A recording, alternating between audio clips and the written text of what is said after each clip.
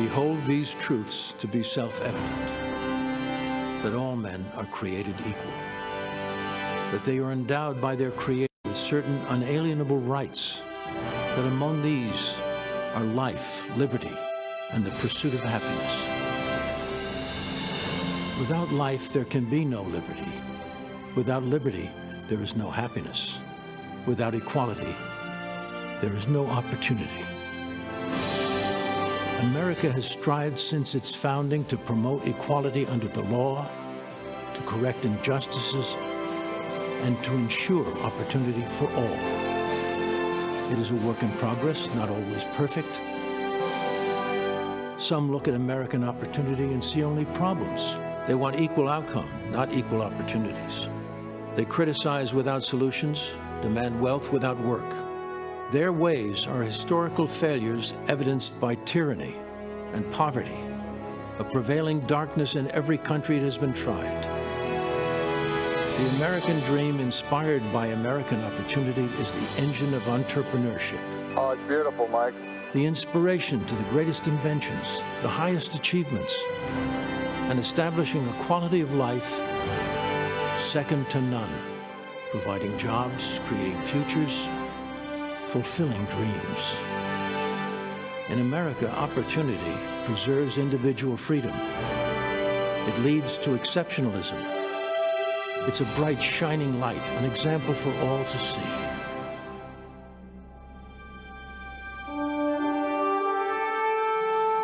Tonight, we explore together America, land of opportunity.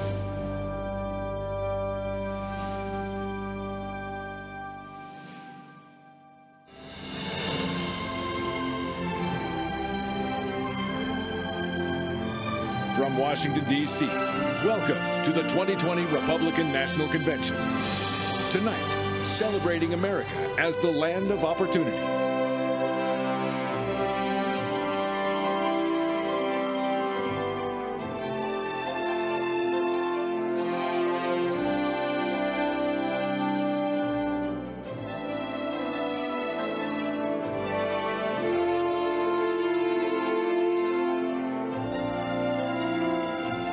I'm going to invite you to join your faith with mine, and let's pray in agreement. Lord, we come before you to ask for your spirit of peace to come over hurting communities in Wisconsin tonight. We pray for healing and comfort to Jacob Blake and his family. We pray for your protection over those who put their lives in harm's way to bring safety and security to our streets. We pray that the truth and justice will be at the heart of all decisions that are made by our leaders, and that we as a people will seek reconciliation with you as we do the same with each other. Thank you, Lord, for your goodness over our lives, for your blessing over our nation, for your guiding hand over every person that calls the United States of America their home. Lord, we thank you for all that have gone before us and have sowed seeds of sacrifice for our freedom, for our prosperity, and for our peace. Those that gave their lives so that we could live and achieve the American dream. Your word declares in 2 Corinthians, where the Spirit of the Lord is, there is freedom. This country was founded by the people for their God. Liberty, freedom, equality, it's what we want in our country.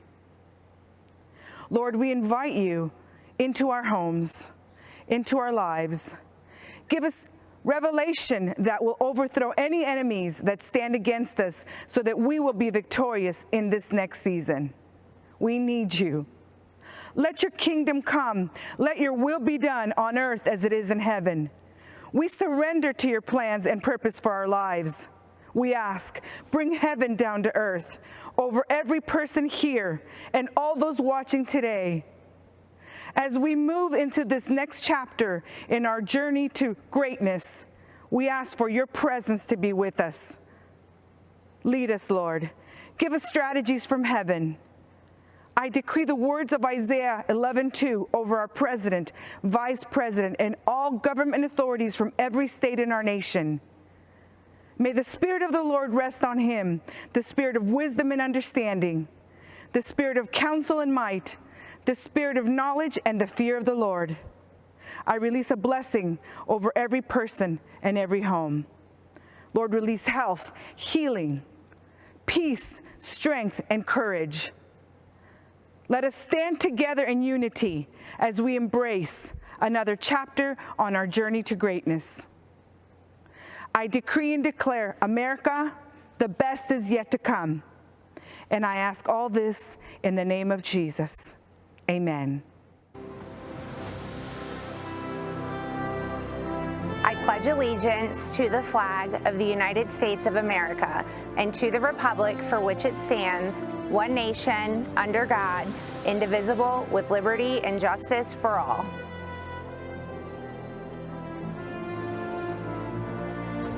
Yate. I'm Myron, the Vice President of the Navajo Nation. I give this address from the majestic rock spires of Shiprock, Sebet-ai, or Rock with Wings as known by our Dene people. It is here as well that many of our ancestral leaders sought to govern and lead a nation within a nation. They sought to lead their people into the promises of a better way of life for their children's children. It is also where they have not been as successful as the rest of America. Our First Nations people, the host people of the land, we are still here. Our Creator placed us here and knew for such a time as this, we would have an opportunity for an appeal to heaven. You see, our people have never been invited into the American dream. We, for years, fought congressional battles with past congressmen and senators that were part of a broken system that ignored us. That is, until President Trump took office. President Trump delivered the largest financial funding package ever to Indian country.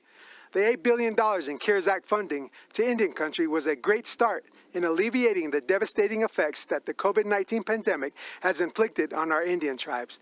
The Navajo Nation once led the nation in per capita positive cases because of the health disparities that previous administrations failed to improve. Whenever we meet with President Trump, he has always made it a priority to repair the relationship with our federal family. Recently, President Trump signed the first ever presidential proclamation officially recognizing missing and murdered American Indians and Alaska Natives. He established a task force called Operation Lady Justice to address the problem.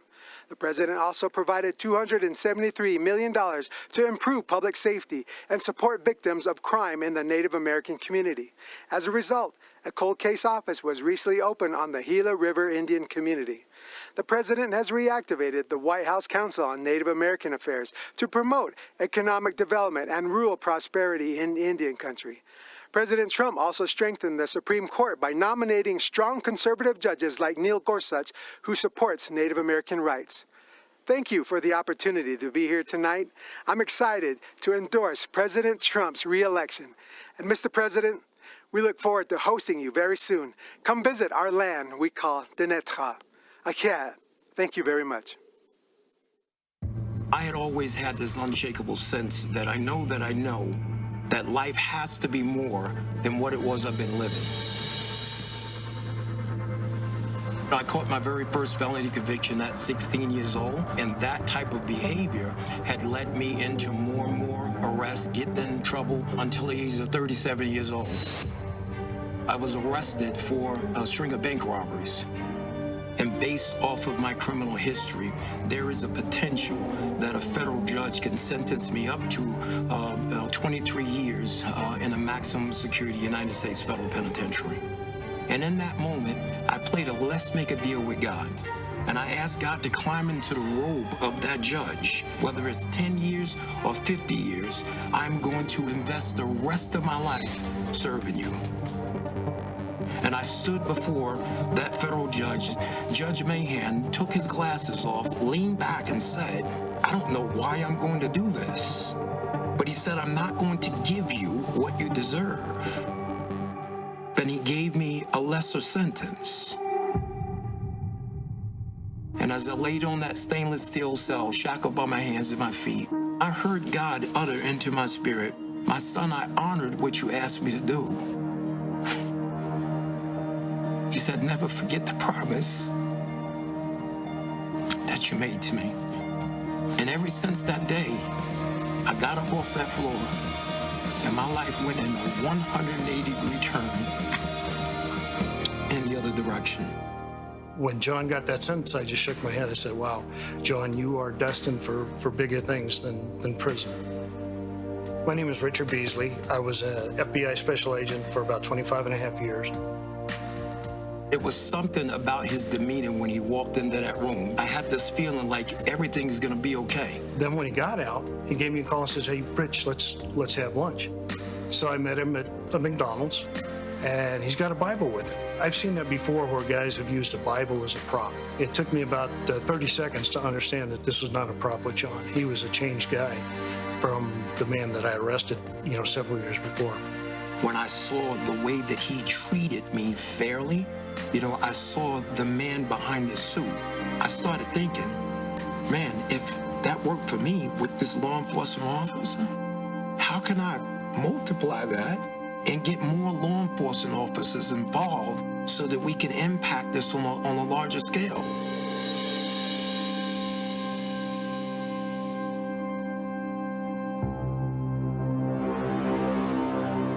President Trump, he had made a bunch of promises. Let me just be transparent. When he first started talking about the things he was going to do, I'm sitting there going, wait a minute here. I mean, is he serious? Because everything that he was saying that he wanted to do was the stuff that needs to be done. And before he walked out that meeting that day, I promised I'll make it out there to, come speak at one of your graduations. I heard that they were phenomenal. When he stood there in that graduation and he went out of his way to shake the hand of every one of those 29 graduates, set them on a whole nother vista of life because they had the office of the President of the United States. The promises that he made was promises that he kept. 2 years ago, I was honored to tell John Ponder's story of transformation in the Rose Garden on the National Day of Prayer. Today, I'm thrilled to welcome him back to the White House. John's life is a beautiful testament to the power of redemption. John grew up without his father. As he tells it, my mother was strong, but she wasn't able to keep us out of the gangs and off of the streets, and they were violent streets. At the age of 38, he was arrested for bank robbery. While John was in prison, he began reading the Bible and listening to Christian radio. One day he heard Reverend Billy Graham on the radio proclaim, Jesus wants to be Lord of your life. On that day, John dedicated his life to Christ. He spent the rest of his time in prison studying the Bible. When he was released, he heard a knock at his door. It was the officer who put him in jail, FBI Special Agent Richard Beasley, who said, I want you to know that I've been praying for you. Now, Richard and John are best friends, and we are grateful that Richard is here with us today. In the last 10 years since John was released, he has created one of the most successful reentry programs, Hope for Prisoners in Las Vegas. I was glad to speak there earlier this year. As John says, Hope for Prisoners is a movement that began as a dream in a tiny prison cell and is now making a difference in the lives of thousands, truly bringing hope that there is an opportunity and a community that is waiting and willing to offer them a second chance. John, we honor your devotion to showing returning citizens that they are not forgotten. We believe that each person is made by God for a purpose. I will continue to give all Americans, including former inmates, the best chance to build a new life and achieve their own American dream, and a great American dream it is. Now I'd like to ask John and Richard to say a few words.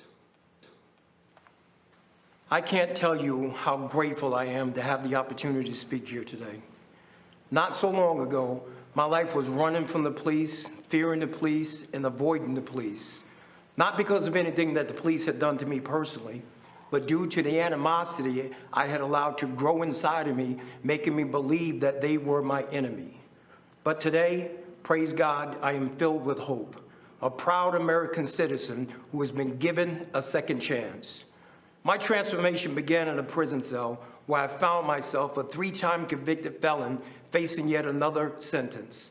I gave my life to Jesus and made him a promise that I would spend the rest of my days helping others like me. My first help and support came from the unlikeliest of places, the FBI agent who arrested me, Richard Beasley. He is now a dear friend and has been a source of encouragement to me throughout my entire journey. I am grateful for the men and women of the Las Vegas Metropolitan Police Department who volunteer their time to people who are returning to our local community after incarceration. These are the real-life heroes who put their lives on the line every day, armed with the promise that they made to protect and to serve, have made a tremendous impact in the lives of men and women reintegrating back into our society. My hope for America is that formerly incarcerated people will be afforded the opportunity to take advantage of the fact that we live in a nation of second chances. My hope for America is that law enforcement and people in the communities across our country can come together and realize that as Americans, we have more in common than we have differences. My hope for our great nation is to continue on this path we are on of being the most prosperous country in the world. I'm so proud of John with his life's turnaround and for all the lives that he's helped to change. It may be hard to believe that as a retired FBI agent, one of my best friends is a person I arrested for bank robbery. When I met John 15 years ago, he was angry, scared, frustrated, and anxious about his future. On the drive to prison, I stopped at a convenience store and bought John a coffee and a donut. After he was sentenced, John sent me a necktie and a note thanking me for treating him like a gentleman. 5 years later, when he got out of prison, John called me and wanted to meet for lunch. He was a different man. He talked about starting a reentry program for men and women coming out of prison. Over time, John earned the trust and respect of the law enforcement community, many of whom volunteer in John's Hope for Prisoners program. I'm grateful for President Trump's commitment to criminal justice reform. On February 20th of this year, he was the guest speaker at the Hope for Prisoners graduation. He stayed much longer than scheduled to hand out diplomas to the 29 men and women who graduated that day. What a sight. The most important man in the free world shaking hands and pledging his administration's support to ex-offenders. Their families were there, the community was there. What a great second chance. I also appreciate President Trump's support for law enforcement. I always felt like I had strong support as an FBI agent, but there's nothing worse than knowing you're being second-guessed when you're doing your job. In certain parts of our country right now, law enforcement doesn't feel like they have the support from their local leaders. They're being painted with a broad brush, unfairly, with calls for defunding. But as President Trump knows, the overwhelming percentage of law enforcement officers are good, smart people who are doing their jobs very well. And they can change the world working with people like John. Thank you. So now I'd like to invite John's wife, Jamie, to join us as I grant John, I'm not sure you know this, a full pardon. So I don't know if you know that, Jamie. Come on over here. It's just an honor. And you have done incredible work. Thank you, sir. And all of Las Vegas and all of Nevada and all of every place in this country is very proud of you, the job you've done, bringing people back. And you're right, I was supposed to be there for 5 minutes. I stayed for an hour and a half because it was so interesting to me. Congratulations to both. Thank you, sir. Richard, thank you very much for the job you do. Thank you. It's fantastic. Thank you. Thank you.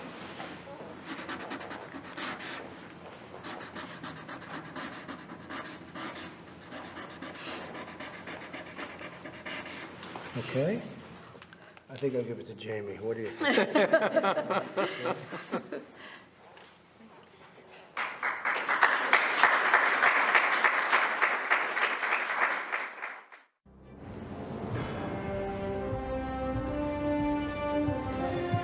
Good evening. I'm Senator Rand Paul from Kentucky. Donald Trump and I met many years ago, before he was running for anything. When I first met him, I recall being struck by how down-to-earth he was. He seemed like just a normal guy. Okay, a normal guy with his own plane and helicopter, but who's counting? I was planning a medical mission trip to Guatemala to perform charity eye surgeries, and we needed money to fund the trip. Donald Trump offered to help and immediately came through for us. Not only did he support my medical mission to Guatemala, but he also contributed to another mission trip to Haiti a year later. We performed hundreds of cataract surgeries in both countries. Nothing is more amazing than removing the bandages from a person's eyes and watching them as they see their loved ones again. Donald Trump helped me make that happen. A few years later, we were opponents, both running for president, and we all know how that turned out. But I'm proud of the job Donald Trump has done as president. I don't always agree with him, but our occasional policy differences are far outweighed by our significant agreements. But more important than simple agreement is accomplishment. President Trump gets things done. When some in Congress wanted a so-called revenue-neutral tax plan, Donald Trump and I worked together to make sure that it was a true tax cut. I brought President Trump an idea for better, less expensive health insurance called association health plans. Donald Trump overturned years of red tape and bureaucrats, and he made it happen. While others talked about criminal justice reform, President Trump actually signed the First Step Act, the first real reform in a generation, and one that sought to undo the harm that others, like Joe Biden, have done. For those of us who lament the Biden crime bill that locked up a generation of young black men, remember that Biden bragged about a bill that still wreaks havoc among people of color. I'm supporting President Trump because he believes, as I do, that a strong America cannot fight endless wars. We must not continue to leave our blood and treasure in Middle East quagmires. I flew with him to Dover Air Force Base to honor 2 soldiers whose remains were coming home from Afghanistan. I'll never forget that evening. I can tell you the president not only felt the pain of these families, but that the president is committed to ending this war. President Trump is the first president in a generation to seek to end war rather than start one. He intends to end the war in Afghanistan. He is bringing our men and women home. Madison once wrote, "No nation can preserve its freedom in the midst of continuous warfare." I'm proud to finally see a president who agrees with that. Compare President Trump with the disastrous record of Joe Biden, who has consistently called for more war. Joe Biden voted for the Iraq War, which President Trump has long called the worst geopolitical mistake of our generation. I fear Biden will choose war again. He supported the war in Serbia, Syria, Libya. Joe Biden will continue to spill our blood and treasure. President Trump will bring our heroes home. If you hate war like I hate war, if you want us to quit sending $50 billion every year to Afghanistan to build their roads and bridges instead of building them here at home, you need to support President Trump for another term. So to our soldiers and their families, join me in supporting President Trump. To those of you who want lower taxes and better, less expensive health care, join me in supporting President Trump. To those of you who want to stand up and fight the socialists poisoning our schools and burning our cities, join me in supporting President Trump. Let's rebuild America together.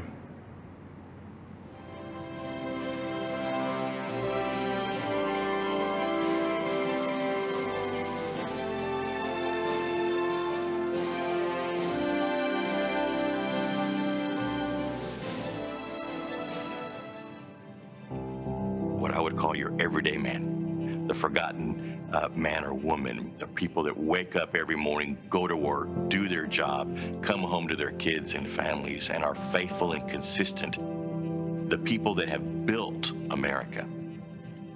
There are people in our country that have been forgotten, that are hard workers. We do not hold signs. We are not on street corners. We are waking up at the crack of dawn, working and earning our living. But every single day, men and women from across this country are affecting people in positive ways. Real people that work hard every day, and they just want to earn a good living and enjoy life. And he really knows them, understands them. It's clear he has been on the job site, interacting with people from all backgrounds. I've never had someone care so much about making sure people have some job security. The president's job is to protect us, keep us safe, and help make our life better and the opportunity to pursue the American dream. That's what Donald Trump is doing. As a cattle rancher and a farmer, I do feel that we are not forgotten with this administration. We have hope for preserving our industry. My hope is that we lift the regulations that have stripped away the working class Americans' ability to do what they innately know how to do best. I feel like Trump is definitely pushing more for the steel mills, the fishermen, just us making our own products and bringing everything in. He's pushing so hard, and I see it truly coming alive. I do feel that President Trump has the interests of all those Americans tied together. I really do.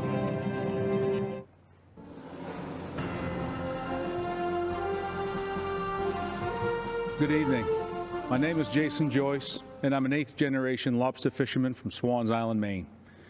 I make my living from lobster fishing, oyster farming, and providing eco-tours in the beautiful waters near Acadia National Park, where I have over 200 years of family history.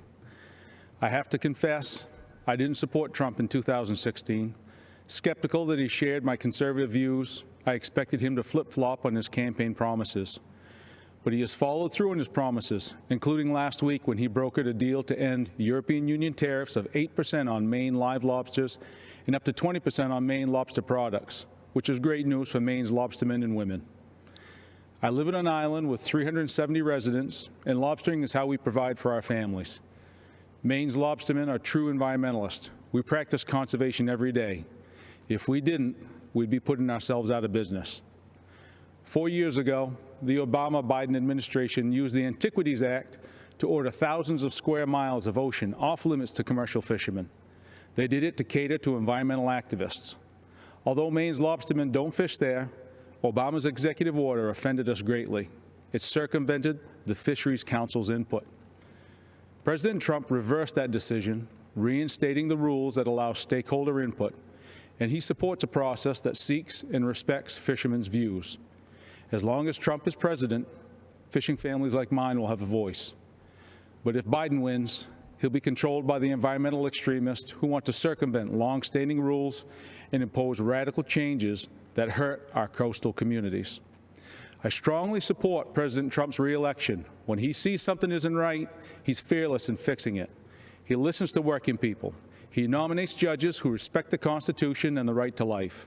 He keeps his word, like eliminating the European tariffs and moving the U.S. Embassy from Tel Aviv to Jerusalem. I hope you will join me this time in voting for President Trump. Stand up for your country. Thank you.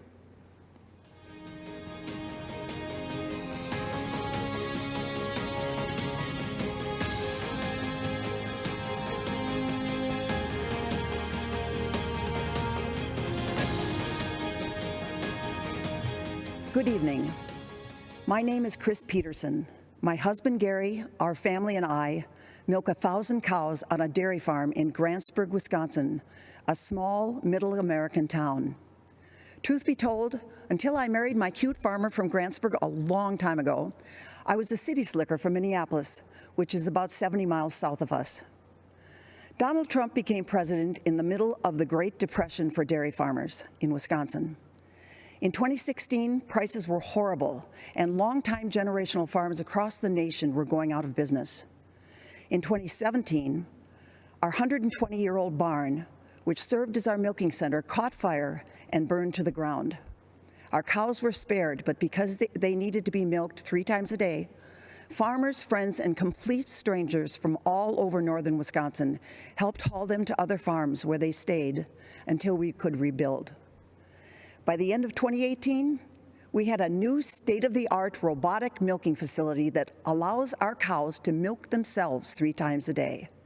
At about the same time, President Trump's economic boom began helping dairy farmers across the nation. As a businessman, President Trump understands that farming is a complicated, capital-intensive, and risky business. More than any president in my lifetime, he has acknowledged the importance of farmers and agriculture. That support and focus on negotiating new trade deals gave us the confidence to rebuild our barn and dairy operation.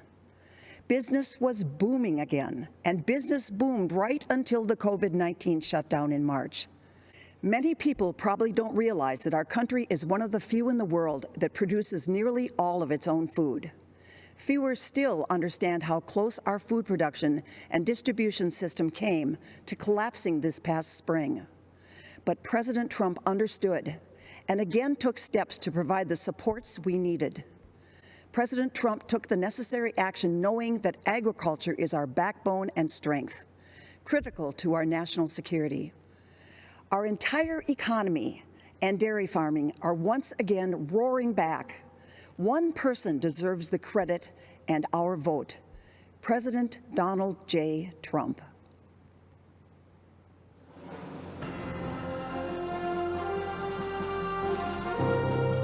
What was happening prior to President Trump, you had businesses that were overregulated, not a friendly environment at all to start a company. My family stopped ranching about 7 years ago. The regulations became so overbearing that the ranch was slowly sold off. I lost businesses because of these regulations. The factories in our towns closed. The businesses in our towns have shut. It got to the point finally that middle America needed help. President Trump came in and was able to shed light on an area that had been so long left behind. Tax Cuts and Jobs Act was huge, especially for a community like ours that has a lot of small businesses, manufacturing, deregulation, fair trade, real life policy changes that affected real Americans. An amazing opportunity to get ahead, to have our businesses, to have our children educated, of school choice. That is something that's huge for parents right now, especially Black moms whose kids are trapped in failing school districts. Before COVID hit, Black unemployment rate was at the lowest ever. I've seen the numbers of employees go up, and they're earning a lot more for their family than what they had previously. What this administration has done, simplifying the government, it's really cut the handcuffs off of America again and allowed us to grow and move forward in a way that I have never seen in my lifetime. When you pull regulation and allow small companies to go out there and be able to play in the game, that is the American dream. People feel that they can support and have a family, and it can build and make us stronger as Americans. What could be taken away if he doesn't win again? Joe Biden said the first thing he's going to do is increase taxes on everyone. Over-regulating and making it where a small business can't grow, that's taking away the American dream.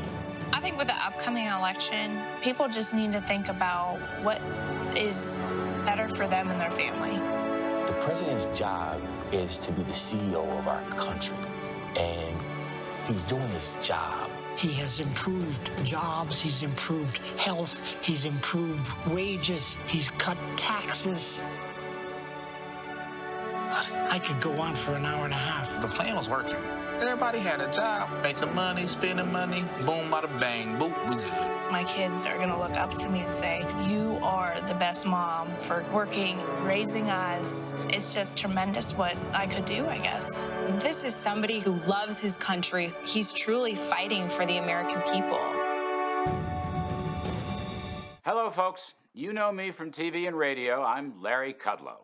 Years ago, I worked for Ronald Reagan. More recently, I helped the team craft Donald Trump's economic plan during the campaign.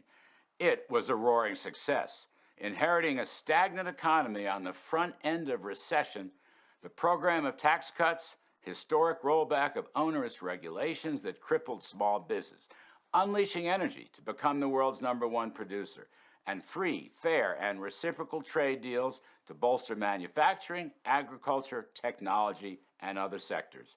The economy was rebuilt in 3 years. Unemployment fell to the lowest rate of 3.5%. Blue collars, African Americans, Hispanics, women, all groups benefited enormously. Everyone was better off.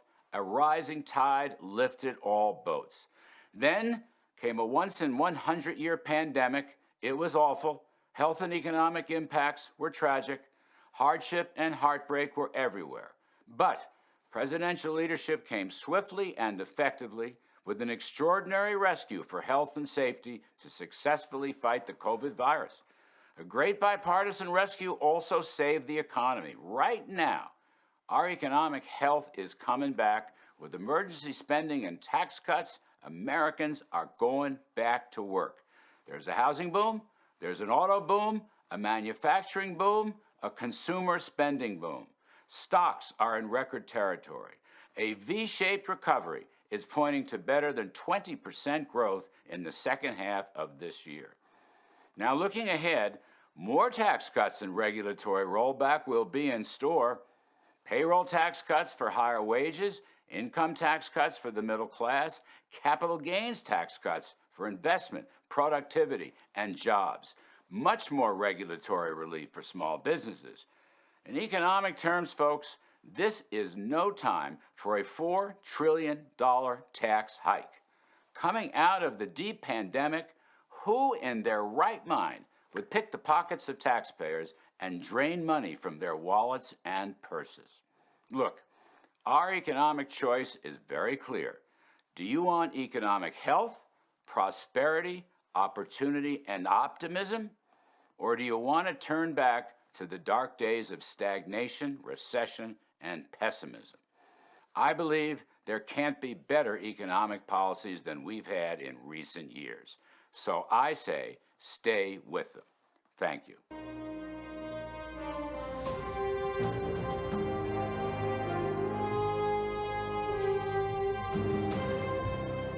I'm John Peterson, owner of a second-generation metal fabrication business called Shooty Metals. We've been stamping our products and services made in the USA since 1957. My brother and I purchased the business from my uncles almost 38 years ago. What was a 12-person shop has now grown into a company employing 165 people today. Like most companies that are successful over the long run, we had to reinvent ourselves as the market changed.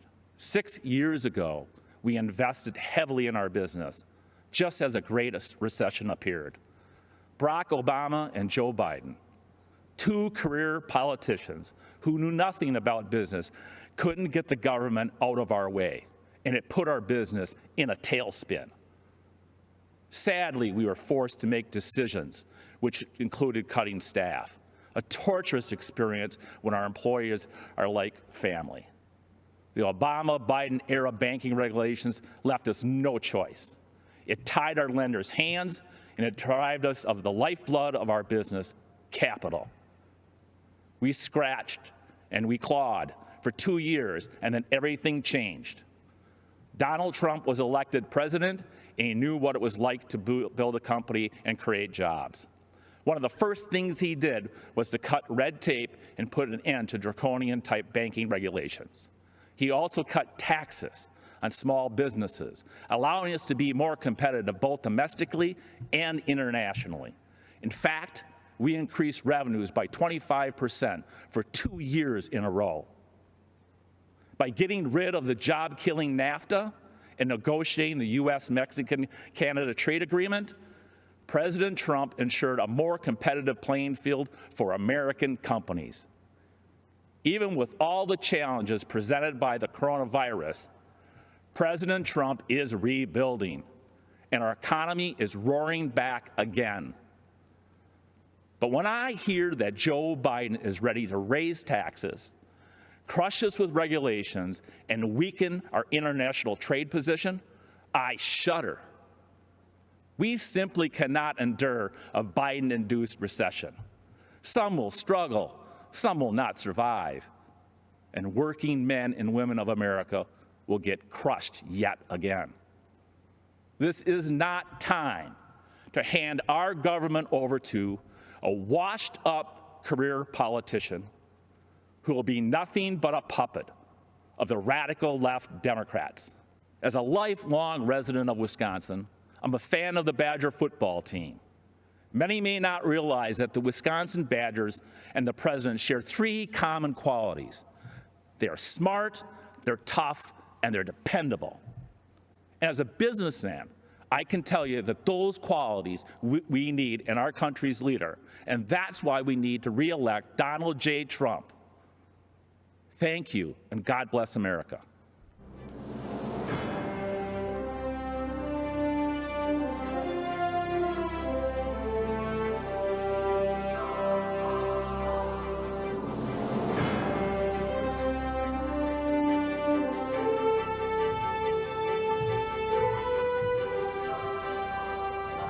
Good evening.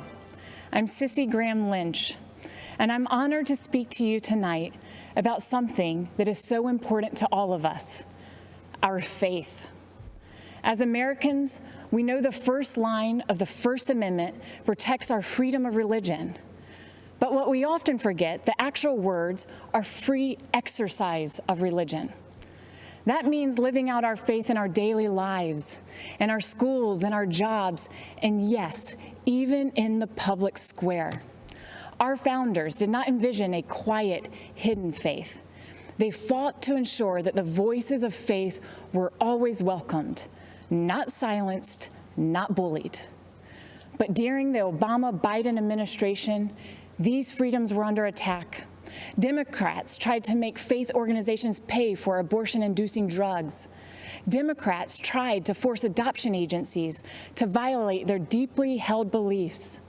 Democrats pressured schools to allow boys to compete in girls' sports and use girls' locker rooms. Those are the facts. But then, we, the people, elected Donald Trump. People of faith suddenly had a fierce advocate in the White House. He appointed judges who respect the First Amendment. He supported religious beliefs in court. He ensured religious ministries would not be forced to violate their beliefs. He withdrew the policies that placed our little girls at risk. And on the world stage, President Trump became the first president to talk about the importance of religious freedom at the United Nations, giving hope to people of faith around the world. In America, we have not yet experienced physical persecution, even though the left has tried to silence us. Even during the pandemic, we saw how quickly life can change. Some Democratic leaders tried to ban church services, while marijuana shops and abortion clinics were declared essential. But you know what truly is essential? Our right to worship freely and live our faith in every aspect of life. The Biden-Harris vision for America leaves no room for people of faith. Whether you're a baker, a florist, or a football coach, they will force the choice between being obedient to God or to Caesar, because the radical left's God is government power. So in the words of my grandfather, Billy Graham, let us stand for political freedom, moral freedom, religious freedom, and the rights of all Americans. And let's never give in to those who would attempt to take it from us. Tonight, I'm proudly standing in that public square, and I hope and pray you will join me in voting to re-elect President Trump. I am Bob Vasilevich, Mayor of Eveleth, a small town in the Iron Range of Minnesota. My father and grandfather earned their livings mining the raw materials that made the steel that built America. This election is a make or break for workers who are carrying on the legacy of men like them. Since the Iron Range economy is vulnerable to economic trends and to foreign trade, we have always needed a strong voice in Washington. We looked to Democrats to fill that void for many years because we actually thought they cared about our welfare. Not anymore. The radical environmental movement has dragged the Democratic Party so far to the left they can no longer claim to be advocates of the working man. This is hard for me to say because I am a lifelong Democrat. But for far too long, members of both parties allowed our country to be ripped off by our trading partners, especially China, who dumped steel into our markets and slapped tariffs on our products. And what did so-called leaders like Joe Biden do? Nothing. The human cost has been devastating. We lost thousands of jobs. We lost a generation of young people who had to leave the Iron Range to find a livelihood. And worst of all, we lost hope. Then something unexpected happened. a straight-talking New Yorker burst onto the scene, promising to stand up to China and the rest of the world on behalf of the American worker. 4 years later, the Iron Range is roaring back to life, and we have one man to thank, President Donald Trump. He made good on his promises by cutting our taxes, rolling back senseless regulations, and delivering trade deals that put America's interests first. But the fight is not over. Joe Biden has allowed radicals like AOC to craft his environmental policies. Their so-called Green New Deal is a job-killing disgrace dreamt up by people who don't live in the real world. But Biden is too weak, too scared, and too sleepy to stand up to the radical left. He has been doing nothing in Washington for 47 years. Why would year 48 be any different? President Trump won't back down to anybody. He delivered the best economy in our history, and he will do it again for all of us. The Iron Range's economic future and survival is at stake, and so is America's. We know we can count on President Trump to fight for us and win. Let's make sure he wins on November 3rd. God bless America.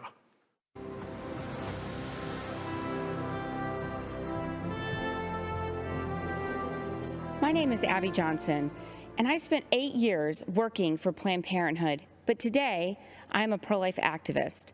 When I was in college, Planned Parenthood approached me at a volunteer fair. They talked about helping women in crisis and their commitment to keep abortion safe, legal, and rare. I was convinced to volunteer and later offered a full-time job as a medical assistant before my promotion to director of the clinic. I truly believed I was helping women, but things drastically changed in 2009.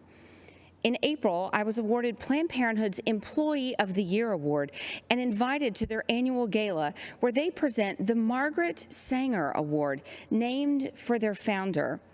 And Margaret Sanger was a racist who believed in eugenics. Her goal when founding Planned Parenthood was to eradicate the minority population. Today, almost 80% of Planned Parenthood abortion facilities are strategically located in minority neighborhoods. And every year, Planned Parenthood celebrates its racist roots by presenting the Margaret Sanger Award.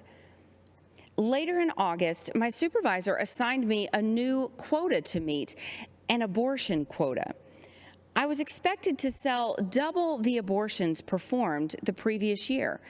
When I pushed back, underscoring Planned Parenthood's public-facing goal of decreasing abortions, I was reprimanded and told, "Abortion is how we make our money." But the tipping point came a month later when a physician asked me to assist with an ultrasound-guided abortion. Nothing prepared me for what I saw on the screen. An unborn baby fighting back, desperate to move away from the suction.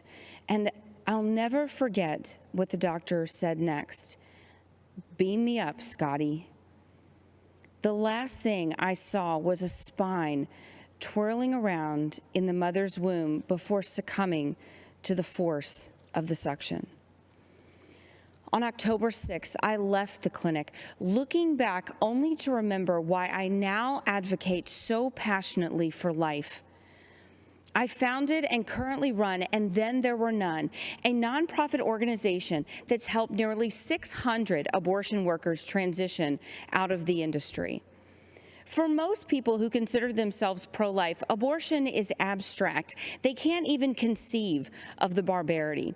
They don't know about the products of conception room and abortion clinics where infant corpses are pieced back together to ensure nothing remains in the mother's wombs, or that we joked and called it the pieces of children room. You see, for me, abortion is real. I know what it sounds like. I know what abortion smells like. Did you know abortion even had a smell?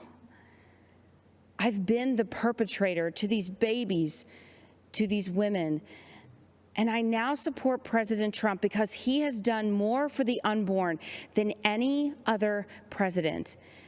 During his first month in office, he banned federal funds for global health groups that promote abortion. That same year, he overturned an Obama-Biden rule that allowed government subsidy of abortion. He appointed a record number of pro-life judges, including 2 Supreme Court justices, and importantly, he announced a new rule protecting the rights of healthcare workers objecting to abortion, many of whom I work with every day. Life is a core tenet of who we are as Americans.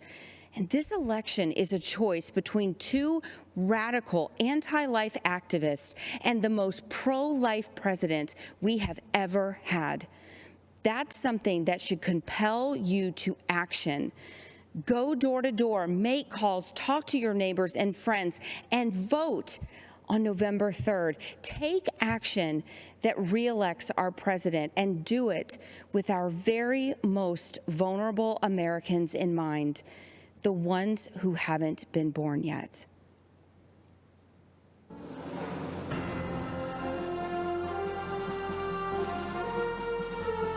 It began as a class trip to join thousands for the annual March for Life.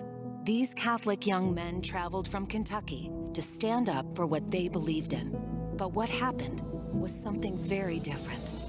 Crackers with Make America Great hat on. You little dirty crackers, your day coming. Young Klansmen. Look at our Make America Great Again hat. Social media, the news, and even celebrities launched a campaign of persecution that was completely false against a boy in a Make America Great Again hat. The MAGA hat carries a certain connotation that provokes a conditioned reaction. I blame that kid. What a little crap. Everyone that sees that smug look wants to punch that kid. Nicholas Sandmann received death threats, and his school was forced to close. Tonight, Nicholas tells his story. Good evening, everyone. My name is Nick Sandmann, and I'm the teenager who was defamed by the media after an encounter with a group of protesters on the steps of the Lincoln Memorial last year. Before I begin, I'd like to thank President Trump for the opportunity to share some of my story and why it matters so much to this November's election. In 2019, I attended the March for Life in Washington, D.C., where I demonstrated in defense of the unborn. Later that day, I bought a Make America Great Again hat because our president, Donald Trump, has distinguished himself as one of the most pro-life presidents in the history of our country, and I wanted to express my support for him too. Looking back now, how could I have possibly imagined that the simple act of putting on that red hat would unleash hate from the left and make myself the target of network and cable news networks nationwide? Being from Kentucky, the birthplace of Abraham Lincoln, my classmates and I visited the Lincoln Memorial. I found myself face to face with Nathan Phillips and other professional protesters looking to turn me into the latest poster child showing why Trump is bad, while the media portrayed me as an aggressor with a relentless smirk on my face. In reality, the video confirms I was standing with my hands behind my back and an awkward smile on my face that hid 2 thoughts. 1, don't do anything that might further agitate the man banging a drum in my face.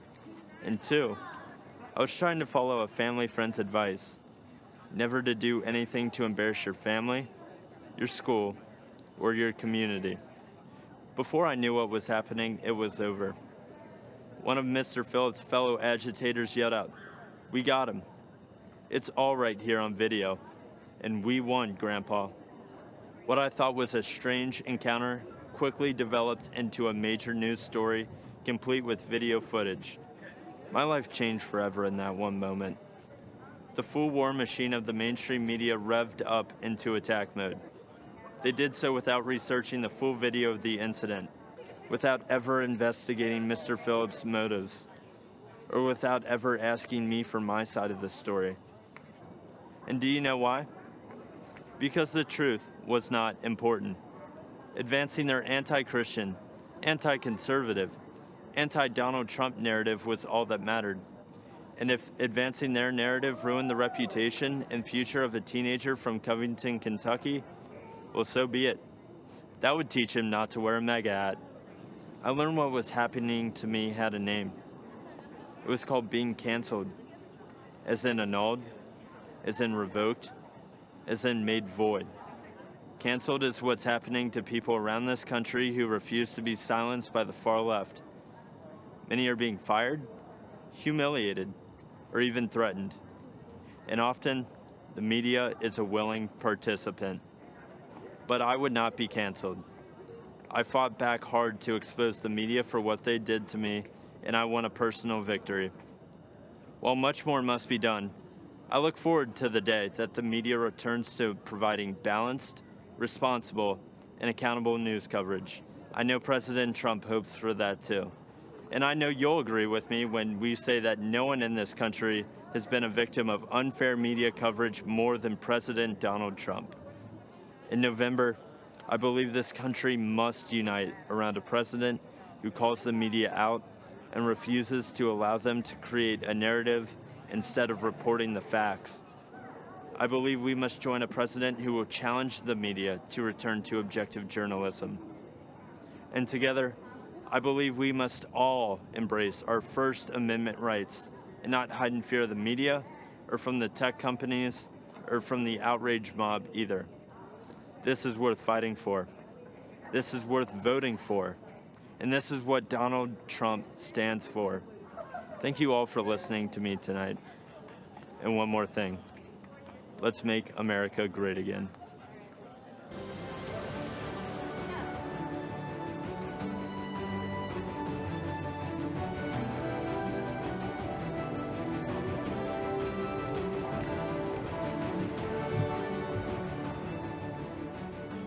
I'm Pam Bondi.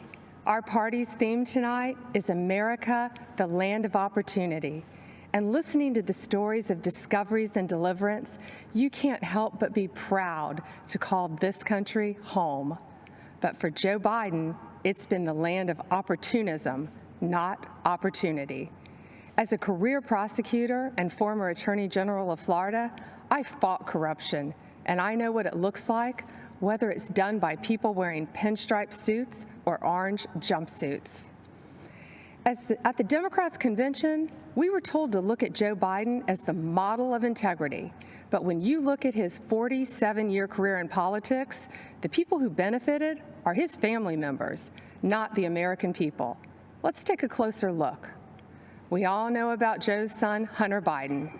A corrupt Ukrainian oligarch put Hunter on the board of his gas company, even though he had no experience in Ukraine or in the energy sector. None. Yet he was paid millions to do nothing. He only had one qualification that mattered. He was the son of the man in charge of distributing U.S. aid to Ukraine.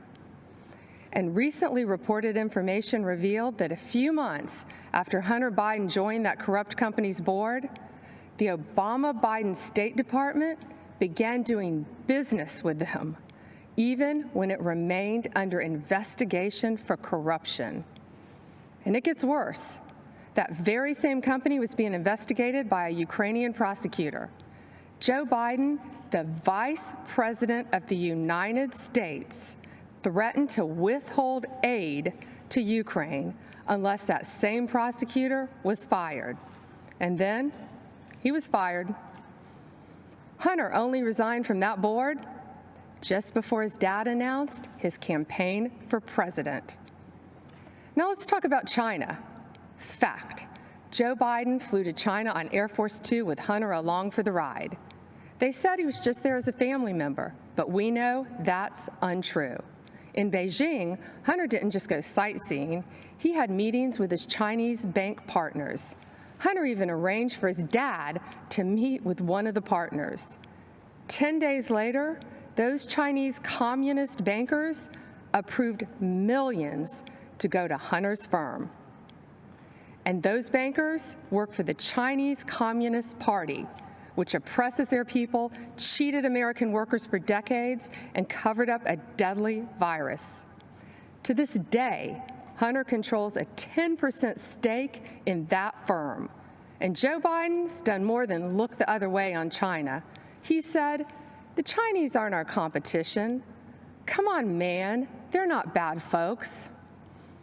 Come on, Joe. Talk to the folks in Middle America who lost countless jobs to China while your son was getting rich with them. But there's more. Fact. There have been numerous press reports that have shown other close Biden family members benefited from Joe's 47-year political career. Joe Biden was point person on Iraq. The president of a construction firm met with Biden's team in the White House, and then who did they hire to build thousands of houses in Iraq? Joe Biden's close family member, who, you guessed it, had no experience in the industry and no experience in Iraq. A company official bragged that it helps to have a family member, the vice president, as partner. The family member put it more bluntly by saying, there's a line of 747s filled with cash ready to invest. Now let's follow the money down south. Again, as reported in the press, yet another close family member of Joe's set his sights on Costa Rica and Jamaica, where millions of dollars flowed from the Obama-Biden administration in taxpayer-backed loans to projects linked to, yes, that same family member. These aren't isolated incidents. It is a deliberate pattern of conduct. And that's just what he did as vice president. Imagine what he'd do as president. How many American families would be allowed to get away with this?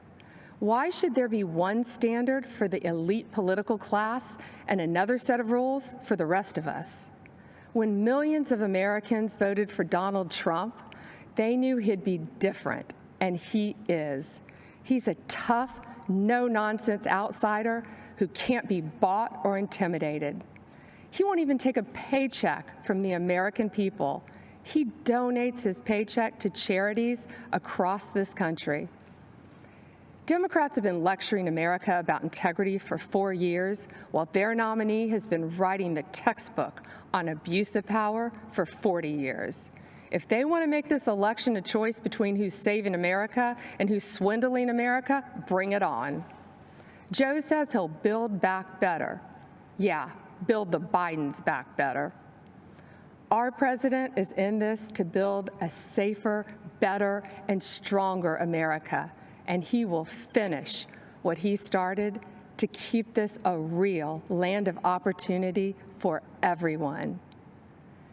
If you want to check your voting status, secure your ballot, or register to vote, text VOTE to 88022. Remember, the best is yet to come.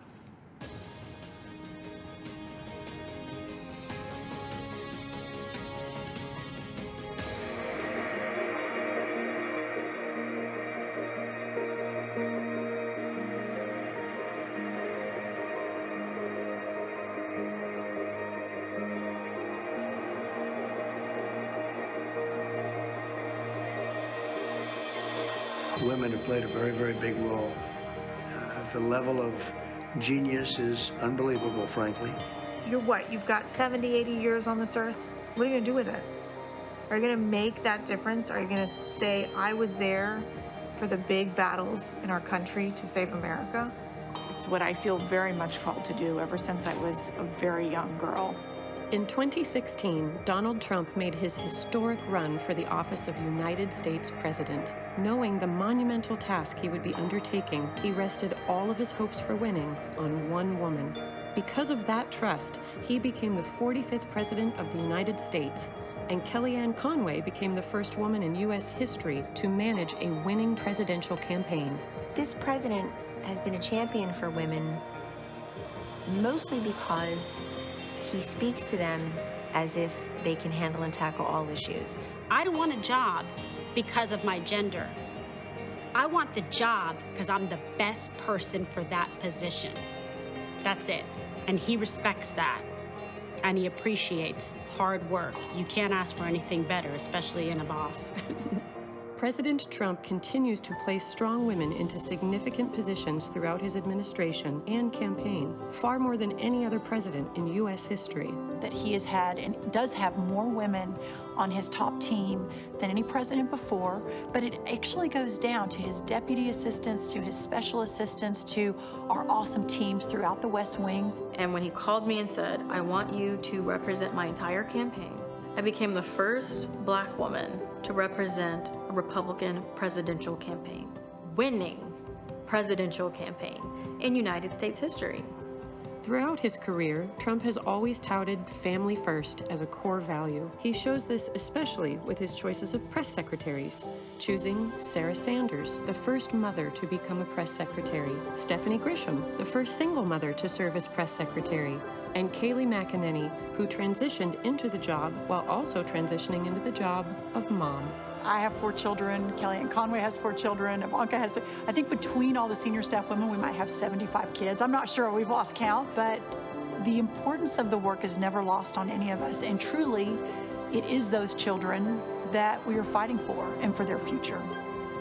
With these capable women placed in positions of powerful influence and authority, President Trump has proven that when the stakes are highest, he is proud to entrust many of our nation's most crucial jobs to women. The number of dedicated, amazing, brilliant, relentless women that are dedicated to the country and to the president and to preserving the American dream is one of the greatest, if not the greatest things I'll ever be a part of.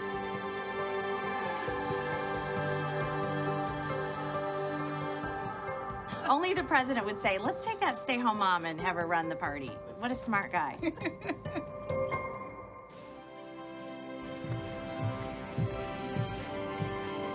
Good evening. I'm Tiffany Trump. Since speaking at the Republican convention 4 years ago, so much has changed for the world, for our country, and for my family. Like so many students across the world, I graduated from law school during the pandemic. Our generation is unified in facing the future in uncertain times, and many of us are considering what kind of country we want to live in. As a recent graduate, I can relate to so many of you who might be looking for a job. My father built a thriving economy once, and believe me, he will do it again. This election, I urge each and every one of you to transcend political boundaries. This is a fight for freedom versus oppression, for opportunity versus stagnation, a fight to keep America true to America. I urge you to make judgment based on results and not rhetoric. If you believe in criminal justice reform, there is only one president that passed the First Step Act, giving people a second chance, a chance at a life once again. And if you believe in expanding quality and affordable health care, only President Trump, my father, signed the right to try into law, the Favored Nations Clause, and other actions to lower drug prices and keep Americans from getting ripped off. People must recognize that our thoughts, our opinions, and even the choice of who we are voting for may and are being manipulated and visibly coerced by the media and tech giants. If you tune into the media, you get one biased opinion or another, and what you share, if it does not fit into the narrative that they seek to promote, then it is either ignored or deemed a lie, regardless of the truth. This manipulation of what information we receive impedes our freedoms. Rather than allowing Americans the right to form our own beliefs, this misinformation system keeps people mentally enslaved to the ideas they deem correct. This has fostered unnecessary fear and divisiveness amongst us. Why are so many in media and technology, and even in our own government, so invested in promoting a biased and fabricated view? Ask yourselves, why are we prevented from seeing certain information? Why is one viewpoint promoted while others are hidden? The answer is control, because division and controversy breed profit. But what are the consequences when only one side of the story gets out, or when only one viewpoint is acceptable? For our education system, it meant sacrificing civil debate by creating an atmosphere where students with contrary opinions are too afraid to speak. Many students find themselves suppressing their beliefs to fit into what the acceptable groupthink is. In short, our nation suffers by inhibiting our diversity of thought and inclusion of ideas. Working together, outside of our political comfort zones, will accomplish so much more. Some cynical politicians do not seem to believe in the miracle of America. Well, I do. As Maximo Alvarez said so eloquently last night, if freedom is lost in this country, there is nowhere else to go. Having hope is not weakness, and believing in miracles is a gift from God. So tonight, I want to tell you the uncensored truth of what we believe in. We believe in equality of opportunity. We believe in freedom of thought and expression. Think what you want. Seek out the truth. Learn from those with different opinions, and then freely make your voice heard to the world. We believe in school choice because a child's zip code in America should not determine their future. We believe in freedom of religion for all faiths, and we believe in the American spirit, a country founded on ideas, not identity, a country where our differences are embraced, and the only country where the word dream has been attached to it. Because in America, your life is yours to chart. So if you're hearing these things and thinking to yourself, that is the kind of country that I want to live in, well, whether you realize it or not, you are a Trump supporter. I encourage you to see beyond the facade that so many other politicians employ. They mask themselves in disguises of decency as they try to pressure us to mask our own identities and beliefs. My father is the only person to challenge the establishment, the entrenched bureaucracy, big pharma, and media monopolies to ensure that Americans' constitutional freedoms are upheld and that justice and truth prevail. My father does not run away from challenges, even in the face of outright hatred, because fighting for America is something he will sacrifice anything for. He dreams big dreams for our country, and he is relentless at achieving them. You see, Make America Great Again is not a slogan for my father. It is what drives him to keep his promise of doing what is right for American citizens. The energy of change and opportunity is with us. God has blessed us with unstoppable spirit, his spirit, the American spirit. My dad has proven to be driven by that spirit. He has demonstrated his faith and his uncompromising heart and actions. My father has made me believe that America can truly be great again.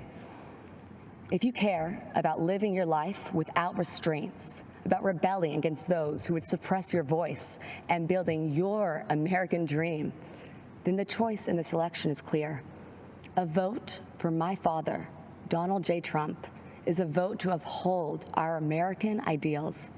Be true to yourself and stay true to the dream of America. Thank you, and God bless you all.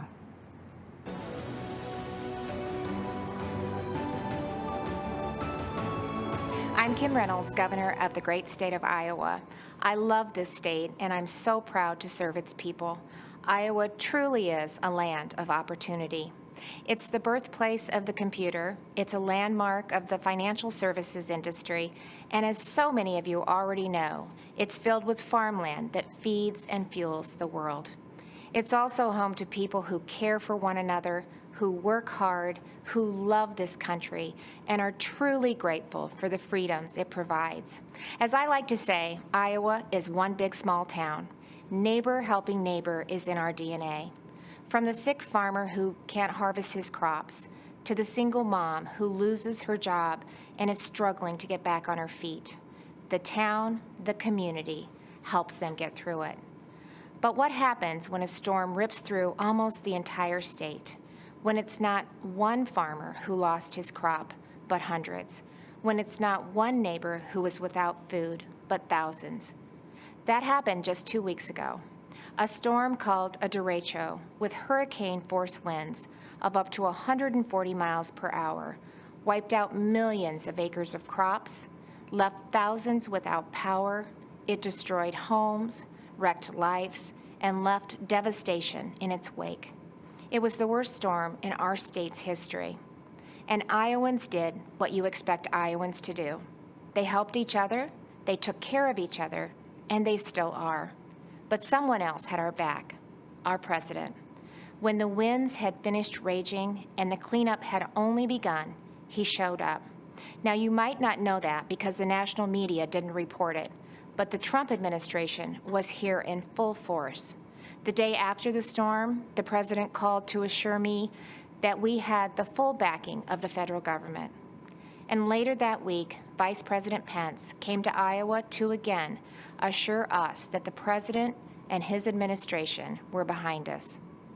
With the help of the Trump administration, we quickly received a major disaster declaration that will help Iowans get back on their feet. The president, he cut through the bureaucracy to do what needed to be done and to do it quickly. But that's not the first time President Trump showed Iowans that we can rely on him.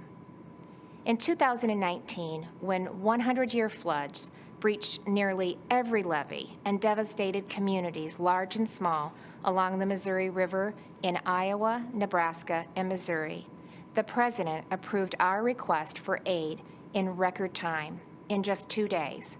Well, this year, he did it in less than 24 hours. So whether it's providing needed relief to farmers who were the target of China's unfair trade practices, hammering out new free and fair trade deals, or fighting for workers and small businesses who were hit hard by COVID-19. We have a president and a vice president who get things done.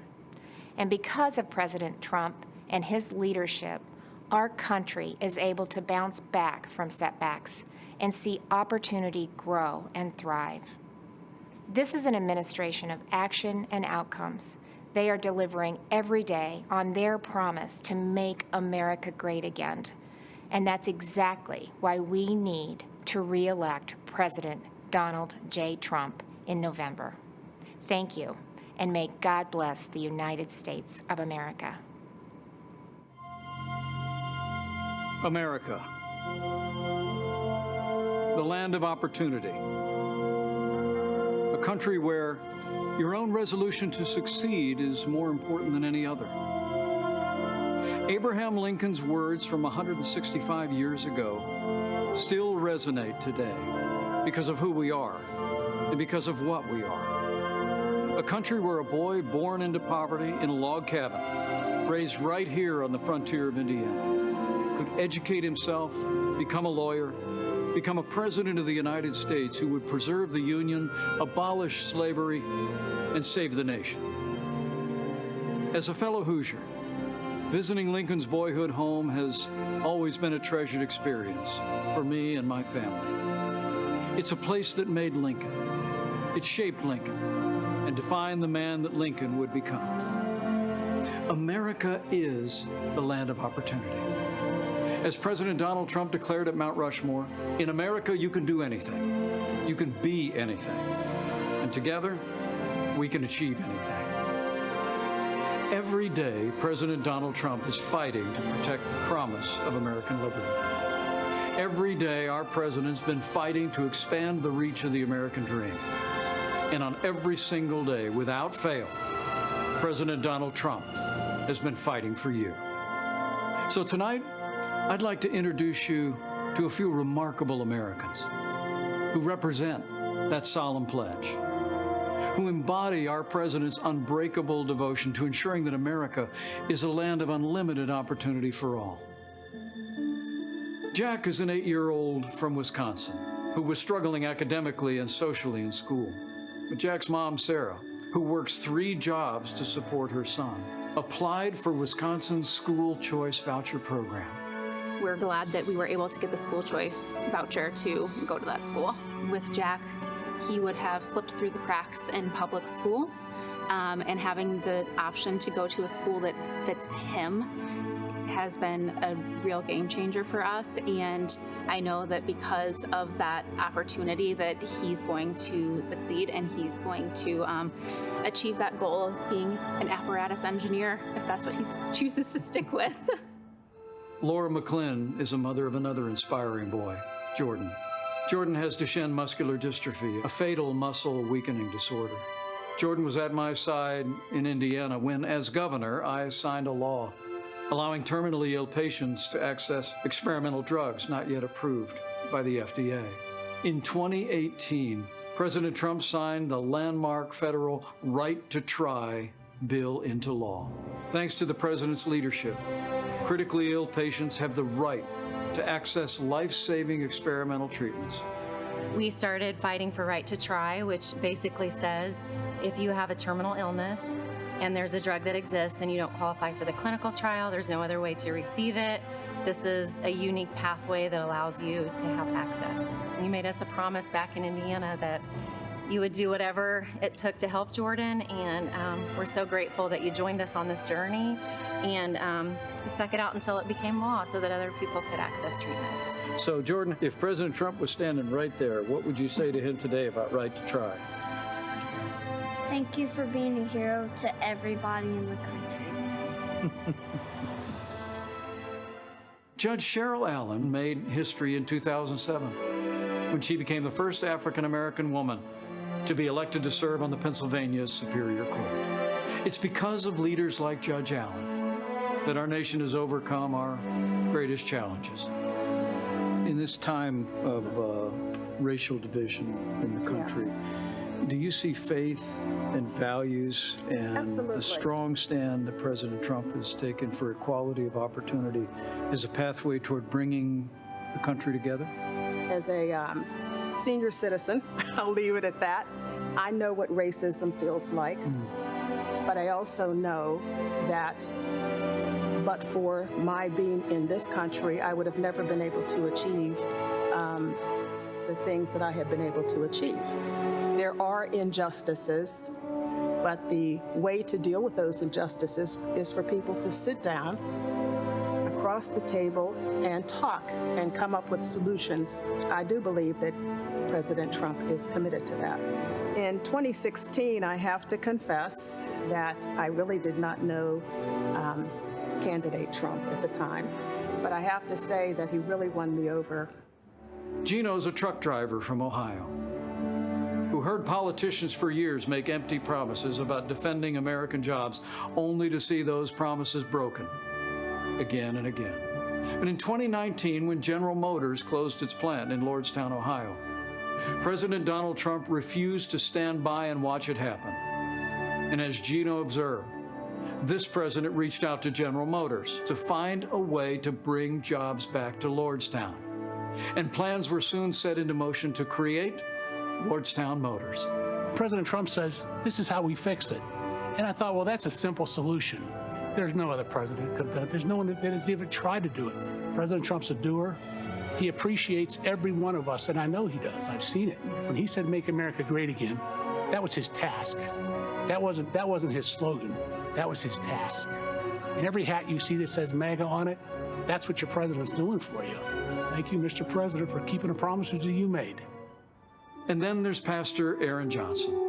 Today, he's the executive director of the Tulsa Dream Center, a nonprofit that provides education and medical services and food to those in need. AJ, you've got a great personal story.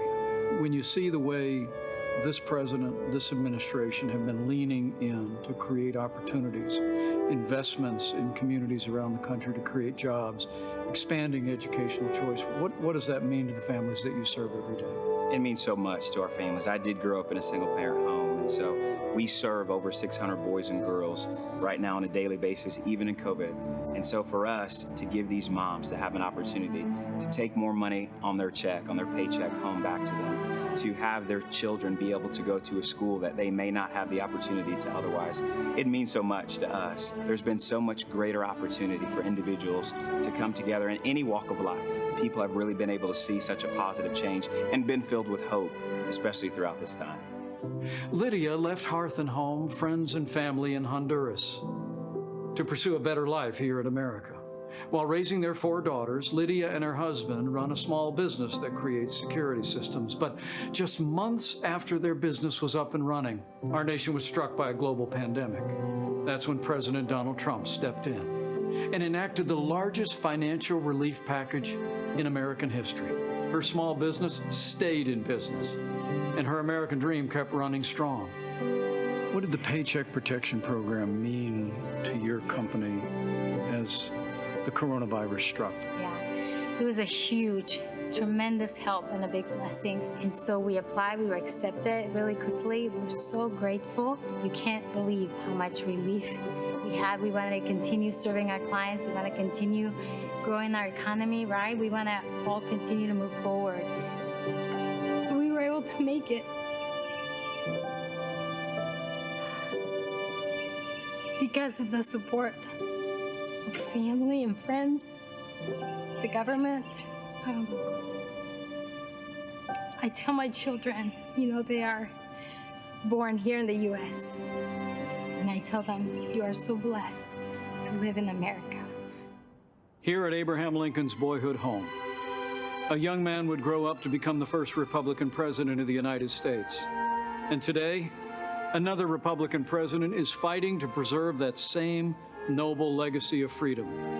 And President Donald Trump will make certain that the torch of American opportunity illuminates every city, every town, and every community in this blessed land. Hi, I'm Ryan Holitz. I'm a police officer from New Mexico.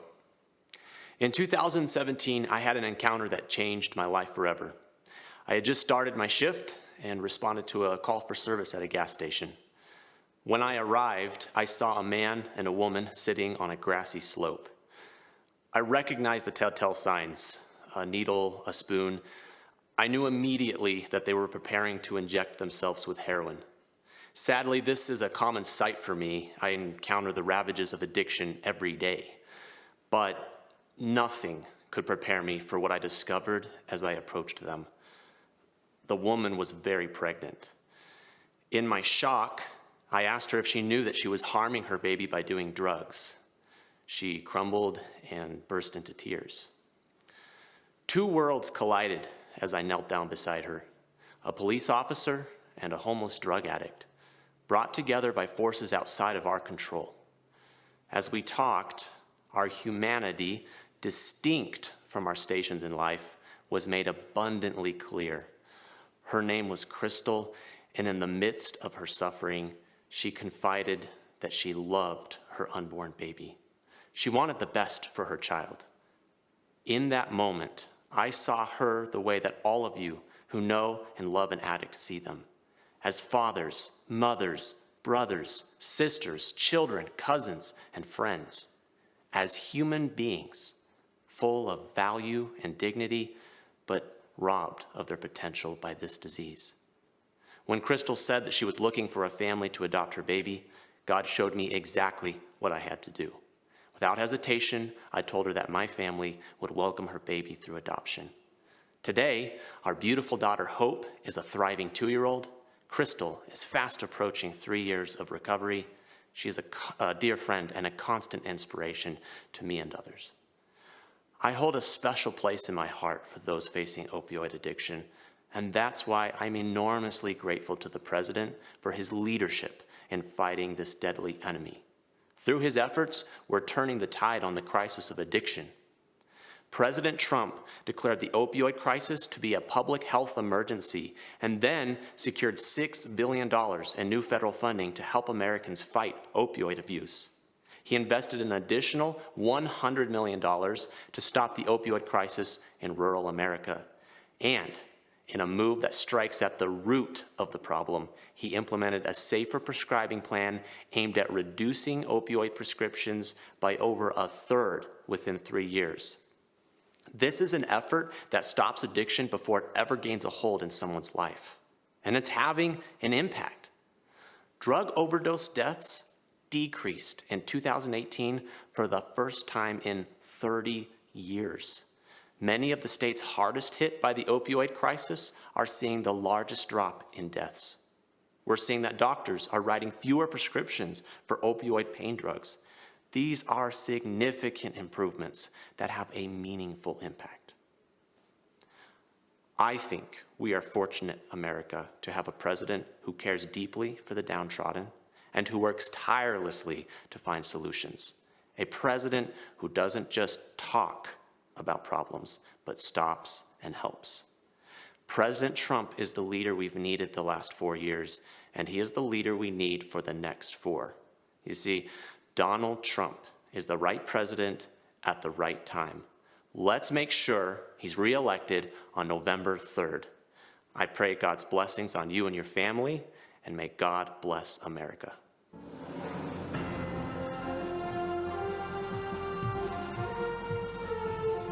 Good evening. My name is Jeanette Nunez, and I'm proud to serve as Lieutenant Governor of the great state of Florida. Tonight, I'm honored to share my story of faith, family, and American freedom. As the daughter of Cuban immigrants, my story began in 1959, before I was born, when my parents' dreams of a prosperous life became a nightmare. Chaos spread quickly when Fidel Castro took control of Cuba. The government confiscated private property, stealing people's homes, farms, and businesses. For my parents, the difficult decision to flee communist Cuba came when the Castro regime abolished religious freedom. Fellow Americans, the fabric of our nation is in peril. Daily, the radical left systematically chisels away at the freedoms we cherish. They peddle dangerous ideologies, cower to global progressives, and normalize socialism to dismantle our Constitution. Let me assure you, socialism doesn't offer opportunity. Socialism deprives. It is a falsehood that feigns promises for its masses and consistently yields only misery. President Ronald Reagan warned, if we lose freedom here, there's no place to escape to. Truer words have never been spoken. Americans have a choice. We can go down a dark road of chaos and government control, or we can choose the path of freedom and opportunity that was paved by those who sacrificed everything to preserve the American dream for future generations. I have faith that Americans will choose the right path. In 2016, our country yearned for a leader who would work tirelessly to jumpstart our economy and fight for hardworking Americans. Since day one, President Donald Trump has put America first. His pro-growth, pro-jobs agenda has ushered in historically low unemployment, record job creation, higher wages, and rising homeownership. The president is fighting to rescue American jobs and industries for places like Ohio, Pennsylvania, and Puerto Rico, jobs that were needlessly shipped overseas. He's defended our religious freedom, stood with democratic allies like Colombia, and shown unwavering resolve while confronting tyrants in countries like Venezuela, Cuba, China, and Nicaragua. Let us join our president in his vow that America will never be a socialist country. Supporting our president requires action. Join me tonight and text VOTE to 88022. We must continue to support our Commander-in-Chief, who has a bold agenda that safeguards the rights and freedoms protected under our Constitution. Today, more than ever, that means supporting our men and women in law enforcement and our heroes in uniform. It means fighting to provide the best quality education by empowering parents and preserving school choice. And it means rejecting the socialist takeover of our nation that will destroy the innovation, economic vitality, and freedoms we hold so dear. As a daughter of immigrants, a wife, a mother of 3, and the first Latina lieutenant governor in the history of the state of Florida, it is my distinct privilege to share my story, which is really your story, and the story of a nation that has opened its doors, lifted its people, and yielded success in a way only the United States of America can. Together, let's ensure 4 more years for President Donald J. Trump so that he can continue protecting our republic, and so one day, our children can proudly tell the story of what our generation did to defend the values of faith, family, and freedom. Thank you. May God bless each one of you, and may God bless the United States of America.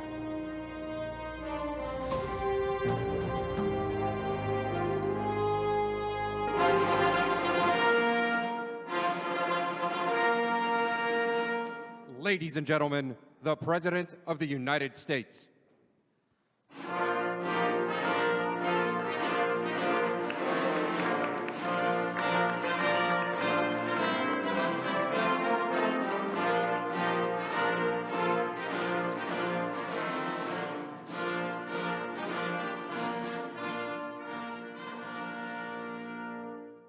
Acting Secretary Wolf, I present to you 5 candidates for naturalization representing 5 countries.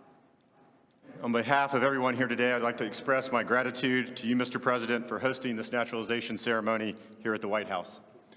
To our candidates, it is my honor to administer the oath of allegiance and welcome you as our fellow citizens. Candidates for naturalization, please raise your right hand and repeat after me. I hereby declare an oath that I absolutely and entirely renounce and abjure all allegiance and fidelity to any foreign prince, potentate, state or sovereignty, of whom or which I have heretofore been a subject or citizen, that I will support and defend the Constitution and laws of the United States of America, against all enemies, foreign and domestic, that I will bear true faith and allegiance to the same, that I will bear arms on behalf of the United States, when required by law, that I will perform non-combatant service in the armed forces of the U.S. When required by law, that I will perform work of national importance under civilian direction when required by law, and that I take this obligation freely without any mental reservation or purpose of evasion. So help me God. Congratulations, you're now citizens of the United States of America.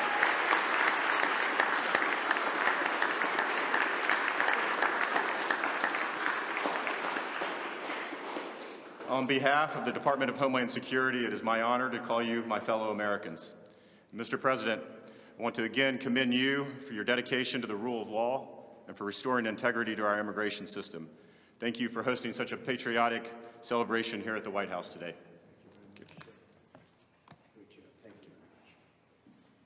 Congratulations, that's fantastic. It's really great, thank you.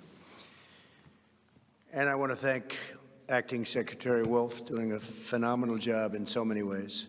Today, America rejoices as we welcome 5 absolutely incredible new members into our great American family. You are now fellow citizens of the greatest nation on the face of God's earth. Congratulations. Great going. You followed the rules, you obeyed the laws, you learned your history, embraced our values, and proved yourselves to be men and women of the highest integrity. It's not so easy. You went through a lot, and we appreciate you being here with us today. You've earned the most prized, treasured, cherished, and priceless possession anywhere in the world. It's called American citizenship. There is no higher honor and no greater privilege, and it's an honor for me to be your president. Thank you very much. At this time, I'd like to recognize the 5 new citizens who join us today. Robert Martin Ramirez Alcazar is from Bolivia and has been a lawful permanent resident of the United States since 2013. Robert? Hi, Robert. He and his wife are raising 3 beautiful children. In 2017, Robert achieved the dream of starting his own business, a construction company that now employs 5 workers. Robert says, "I love this country. I want to respect the law. America has helped me so much in life." Robert, thank you very much for your devotion. Thank you for the opportunities to the United States. Well, thank you, and good luck with that company. Soon you'll have hundreds of employees, I think, right? Could happen. It will. Rima Gideon is from Lebanon and is the proud mother of 3 children. Rima speaks English, Arabic, and French, and earned a degree in psychology. In other words, she can figure me out.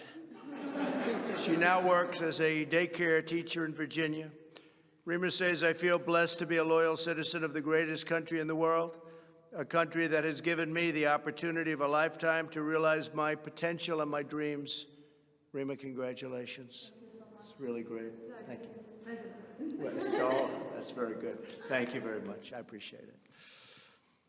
Sudha Sundari Narayan is a phenomenal success, born in India, came to the United States 13 years ago. Sudha is a talented software developer, and she and her husband are raising 2 beautiful, wonderful children, the apples of your life, right? Yes, they are. Well, thank you very much, and congratulations. Fantastic job. Thank you. Nehmet Abdelzim Awalo Said is from Sudan, and that's a beautiful name, and has been a lawful permanent resident since 2012.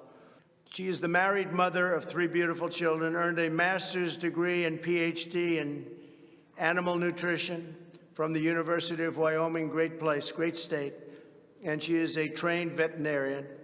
She's also worked as a substitute teacher for the Alexandria Public School since 2004. That's fantastic. Well, Divat, thank you very much, and congratulations. It's my honor to be with you. Thank you. Thank you very much. Salah Abdul Samad has been looking forward to this day since he arrived in the United States from Ghana in 2015. Salih speaks 5 languages and works the medical field. Salih says that the American citizenship means everything to me in my life. It cannot be measured or quantified. I have the chance to work hard and succeed in life, to know that I am in the safe country like America. That really is something, because I know they have my back. Salih, thank you very much. Congratulations. Fantastic job.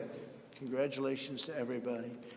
With the rights and freedoms each of you now enjoys as citizens, there is no dream beyond your wildest reach, because Americans can do anything. Today, you have also accepted the profound duties and responsibilities that come with American citizenship. By swearing the oath of allegiance, each of you has entered a sacred and unbreakable covenant with our nation. You have pledged your undying loyalty to the American people, the American Constitution, and the American way of life. The history and heritage of the United States are now yours to preserve and pass down to the next generation. Our culture, our traditions, and our values are now yours to uphold and live by. The rights so dear to every American, granted by us and granted by God and enshrined in our glorious Bill of Rights, are now yours to support, protect, and defend. As citizens, you're now stewards of this magnificent nation, a family comprised of every race, color, religion, and creed. United by the bonds of love, we are one people, sharing one home, saluting one great American flag. Congratulations again to all of you. May God bless you, and may God bless our great country. America. Thank you so much.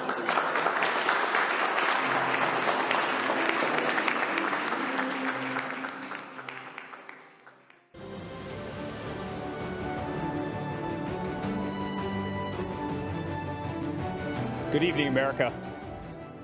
When I stood on this convention stage 4 years ago, no one fully understood the historic change that was about to take place. We could all feel it. Something was happening. A movement was forming just below the surface. The forgotten man and woman, voiceless in Washington, D.C., were preparing to rise up. Our movement followed the pattern of so many that came before us. First, we were ignored. Then we were laughed at. Then they fought us. And then, together, we won. From that moment forward, America came first. America started winning again. America became respected again. But with every movement, there's a counter-movement. In the view of the radical Democrats, America is the source of the world's problems. As a result, they believe the only path forward is to erase history and forget the past. They want to destroy the monuments of our forefathers. They want to disrespect our flag, burn the stars and stripes that represent patriotism and the American dream. They want to disrespect our national anthem by taking a knee while our armed forces lay down their lives every day to protect our freedom. They do not want the Pledge of Allegiance in our schools. Many of them don't want one nation under God. The Democrats want to defund and disrespect our law enforcement. The Democrats want an America where your thoughts and opinions are censored when they do not align with their own. President Reagan said, "Freedom is never more than one generation away from extinction. It must be fought for, and it must be protected." This is the fight that we are in right now, and it is a fight that only my father can win. My father ran not because he needed the job, but because he knew hardworking people across this great country were being left behind. The media mocked these patriots in the flyover states in which they lived. They ignored the Trump flags. They ignored the millions of MAGA banners and barns painted in red, white, and blue. The silent majority had no one fighting for them in either party. Their so-called leaders were bowing to China, bribing Iran, and spending more time worrying about how they'd be received by the elites in Paris than how Americans would provide for their families in Pittsburgh. Our family lost friends, but it only pushed us to fight harder. My father pledged to every American in every city, state, and town that he was going to make America great again. And so began the Great American Comeback. Almost immediately, taxes were slashed, regulations were cut, and the economy soared to new heights, heights never seen before. Wages went through the roof. Unemployment reached the historic lows, especially for Black Americans, Hispanic Americans, and women. Trade deals were ripped up and renegotiated. Lights were turned back on in abandoned factories across our country. Trillions of dollars were repatriated back to the United States, which had been sitting in foreign lands for far too long. Once again, America became the envy of the world. And with that renewed strength came leverage. The president demanded that our allies pay their fair share for the defense of the Western world. My father rebuilt the mighty American military, adding new jets, aircraft carriers. He increased wages for our incredible men and women in uniform. He expanded our military defense budget to $721 billion per year. America was no longer weak in the eye of the enemy. The moment President Trump ordered special forces kill some of the deadliest terrorists on the planet, the day the mighty Moab was dropped on insurgent camps, is the day America took a stance to never be defeated by the enemy. Al-Baghdadi, Soleimani, dead. Over and over, issue after issue, the economy, the wall, the military, trade deals, tax cuts, Supreme Court justices, VA hospitals, prescription drugs, school choice, right to try, moving the embassy to Jerusalem, peace in the Middle East. Never-ending wars were finally ended. Promises made and promises for the first time were kept. Most politicians spend their entire careers in Washington, D.C. and get absolutely nothing accomplished. For example, Joe Biden. Joe Biden is a politician who has been in government for 47 years. He's a career politician who's never signed the front of a check and does not know the slightest thing about the American worker or the American business. the engine which fuels the greatest economy the world has ever known. The same politician who has been a total pushover for communist China, and someone who would be a giant relief for terrorists who now spent years running, hiding, and being taken out by the most talented military known to man. Joe Biden has pledged to raise your taxes by $4 trillion. 82% of Americans will see their taxes go up significantly. Biden has pledged to stop border wall construction and give amnesty and health care to all illegal immigrants. Biden has pledged to defund the police and take away your cherished Second Amendment. My father, on the other hand, delivered the largest tax cuts in American history, knows if you do not have a border, you do not have a country, and will always support law enforcement and your right to keep and bear arms. Every day, my father fights for the American people, the forgotten man and woman of this country, the ones who embody the American spirit, which is unlike anything else in the world. It built the New York City skyline.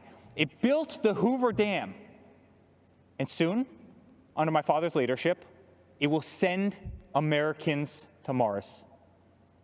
The American spirit can be felt in the majesty of the Grand Canyon, the shadows of Mount Rushmore, and the stillness of the air at Gettysburg. It can be seen in the wide-eyed wonder of every American child as they take their first breath in the greatest country the world has ever known. It defeated fascism, it defeated communism, and in 68 days, it will defeat the empty, oppressive, and radical views of the extreme left. Ronald Reagan's quote ends with this simple warning. One day we could spend our sunset years telling our children what it was once like in the United States where men and women were free. Under President Trump, freedom will never be a thing of the past. That's what a vote for Donald Trump represents. It's a vote for the American spirit, the American dream, and for the American flag. To the law enforcement officer who's being attacked, betrayed, and whose job they are trying to make extinct, my father will fight for you. To all houses of worship and to all people of faith stripped of our religious freedoms and religious liberties, my father will fight for you. To the voiceless, shamed, censored, and canceled, my father will fight for you. To our farmers who work dawn to dusk to keep our plates full, my father will fight for you. To every single mother and father, to our veterans, our coal miners, and to the American worker, my father will fight for you. And to every proud American who bleeds red, white, and blue, my father will continue to fight for you. In closing, I'd like to speak directly to my father. I miss working alongside you every single day, but I'm damn proud to be on the front lines of this fight. I'm proud of what you are doing for this country. I'm proud to show my children what their grandfather is fighting for. I'm proud to watch you give them hell. Never stop. Continue to be unapologetic. Keep fighting for what is right. You are making America strong again.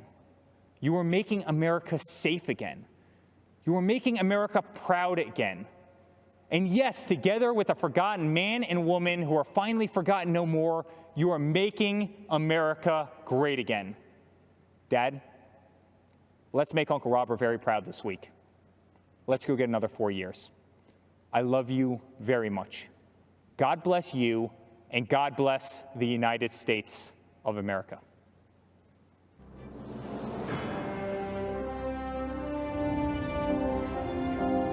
We're going to build a future of safety and opportunity for Americans of every race, color, religion, and creed.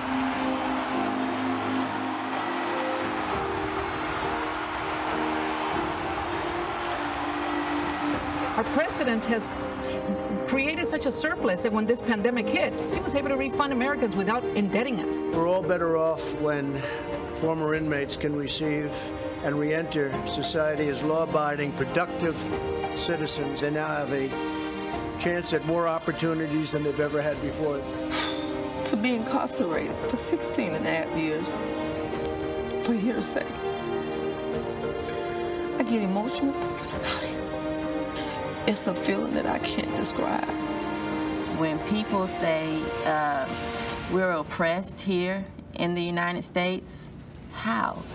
Right now, this country, for me, is the last beacon of hope and opportunity. If America falls, the entire world falls. Trump's pledge to the American workers definitely means a lot to me because I wouldn't be where I'm at today. I truly believe that my kids are going to look up to me one day.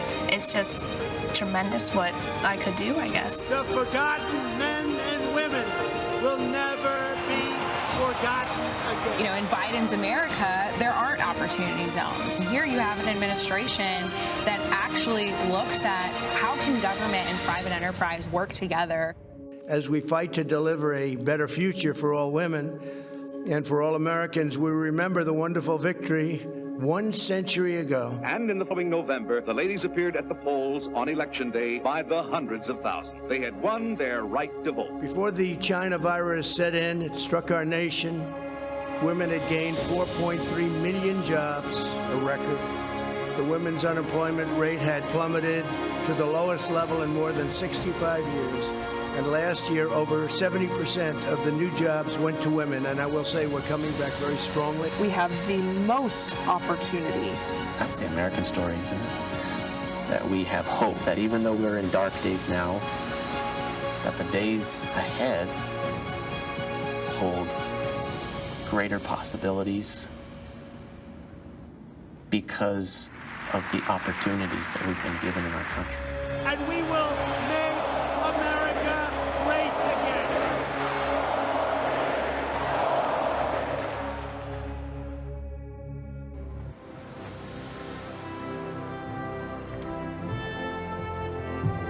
Good evening. My name is Daniel Cameron. I'm 34 years old and the first African-American Attorney General in Kentucky history. It is an honor to be with you as a proud Republican and supporter of Donald J. Trump. I was raised in Kentucky, just a few miles from Abraham Lincoln's birthplace. Our first Republican president believed in compassion, self-reliance, freedom, equality, and justice. Sadly, there are some who don't believe in this wisdom or in the better angels of our shared American history as they tear down the statues of people like Ulysses S. Grant, Frederick Douglass, and even Mr. Lincoln himself. Lincoln said, "Any nation that does not honor its heroes will not long endure." And for Republicans, our heroes are those who propelled an imperfect nation ever forward, always striving to make life better for everyone. Even as anarchists mindlessly tear up American cities while attacking police and innocent bystanders, we Republicans do recognize those who work in good faith towards peace, justice, and equality. In fact, it was General Dwight Eisenhower, a future Republican president, who said, "Democracy is a system that recognizes the equality of humans before the law." Whether you are the family of Breonna Taylor or David Dorn, these are the ideals that will heal our nation's wounds. Republicans will never turn a blind eye to unjust acts, but neither will we accept an all-out assault on Western civilization. My values were shaped by my faith and by my parents. I worked at their small coffee shop, meeting people from all walks of life. And I realized something. No matter who we are, everyone needs a cup of coffee. That lesson stuck with me because despite our differences, we all want the same things. For our children to have more opportunities than we did, to feel the dignity of work, and to believe that if you play by the rules, you can make a good life for yourself and your family. So the question is, will we choose the path that gives us the best chance to meet those universal desires? Or will we go backward to a time when people were treated like political commodities who can't be trusted to think for themselves? I think often about my ancestors who struggled for freedom. And as I think of those giants and their broad shoulders, I also think about Joe Biden, who says, "If you aren't voting for me, you ain't black," who argued that Republicans would put us back in chains, who says there is no diversity of thought in the black community. Mr. Vice President, look at me. I am black. We are not all the same, sir. I am not in chains. My mind is my own, and you can't tell me how to vote because of the color of my skin. Joe Biden is a backwards thinker in a world that is craving forward-looking leadership. There's no wisdom in his record or plan, just a trail of discredited ideas and offensive statements. Joe Biden would destroy jobs, raise our taxes, and throw away the lives of countless unborn children. And he is captive to the radical left, a movement committed to cancel culture and the destruction of public discourse. They believe your skin color must dictate your politics. And if you fail to conform while exercising your God-given right to speak and think freely, they will cut you down. The politics of identity, cancellation, and mob rule are not acceptable to me. Republicans trust you to think for yourself and to pursue your American dream however you see fit. Mr. Lincoln said the dogmas of the quiet past are inadequate to the stormy present. The occasion is piled high with difficulty, and we must rise to the occasion. I believe Donald Trump can meet Lincoln's mandate, even as Joe Biden remains trapped by his own failed record and by the radicals who dominate his party. Let's be honest, no one is excited about Joe Biden, and so I ask you to judge the record. On criminal justice reform, Joe Biden couldn't do it, but President Trump did.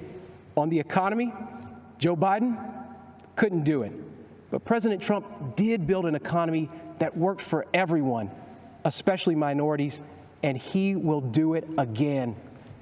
And on immigration, Joe Biden promises more to illegal immigrants than he does to you. But President Trump believes his highest duty is to the American worker. The choice is clear. Let me close with something my mom told me. This country's many faces comprise a family, not separate parts to be divided against each other. And like any family, we care for one another. We grieve together. We share our burdens and our struggles, and we celebrate our successes. And though we fuss and fight, we are not enemies. We are Americans, united by a collective faith in our Constitution and laws and the fundamental fairness they represent.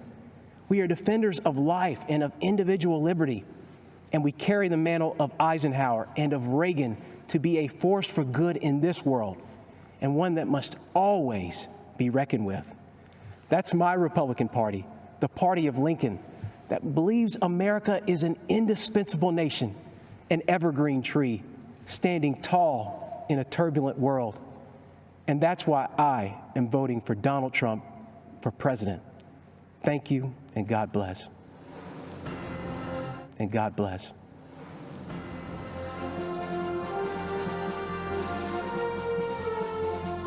Hi, I'm Mike Pompeo. I'm speaking to you from beautiful Jerusalem, looking out over the old city. I have a big job as Susan's husband and Nick's dad. Susan and Nick are more safe, and their freedom's more secure because President Trump has put his America First vision into action. It may not have made him popular in every foreign capital, but it's worked. President Trump understands what my great fellow Kansan President Eisenhower said. For all that we cherish and justly desire for ourselves or for our children, the securing of peace is the first requisite. Indeed, the primary constitutional function of the national government is ensuring that your family and mine are safe and enjoy the freedom to live, to work, to learn, and to worship as they choose. Delivering on this duty to keep us safe and our freedoms intact, this president has led bold initiatives in nearly every corner of the world. In China, he's pulled back the curtain on the predatory aggression of the Chinese Communist Party. The president has held China accountable for covering up the China virus and allowing it to spread death and economic destruction in America and around the world. And he will not rest until justice is done. He has ensured that the Chinese Communist Party spies posing as diplomats in America are jailed or sent back to China. And he has ended the ridiculously unfair trade arrangement with China that punched a hole in our economy. Those jobs are coming back home. In North Korea, the president lowered the temperature and against all odds got the North Korean leadership to the table. No nuclear tests, no long-range missile tests, and Americans held captive in North Korea came home to their families, as did the precious remains of scores of heroes who fought in Korea. Today, because of President Trump, NATO is stronger, Ukraine has defensive weapon systems, and America left a harmful treaty so our nation can now build missiles to deter Russian aggression. And in the Middle East, when Iran threatened, the president approved a strike that killed the Iranian terrorist Qasem Soleimani. This is the man most responsible for the murder and maiming of hundreds of American soldiers and thousands of Christians across the Middle East. And you'll recall, too, that when the president took office, radical Islamic terrorists had beheaded Americans, and ISIS controlled a territory in the size of Great Britain. Today, because of the president's determination and leadership, the ISIS caliphate is wiped out. It's gone. Its evil leader, Abu Bakr al-Baghdadi, is dead, and our brave soldiers, they're on their way home. The president exited the U.S. from the disastrous nuclear deal with Iran and squeezed the Ayatollah, Hezbollah, and Hamas. The president, too, moved the U.S. Embassy to this very city of God, Jerusalem, the rightful capital of the Jewish homeland. And just 2 weeks ago, the president brokered a historic peace deal between Israel and the United Arab Emirates. This is a deal that our grandchildren will read about in their history books. You know, as a soldier, I saw firsthand people desperate to flee to freedom. The way each of us can best ensure our freedoms is by electing leaders who don't just talk, but who deliver. An American hostage, imprisoned in Turkey for 2 years, Pastor Andrew Brunson, said upon his release that he survived his ordeal with these words of Scripture: "Be faithful, endure, and finish well. If we stay the course, we will." May God richly bless you, and may God bless our great nation, the United States of America.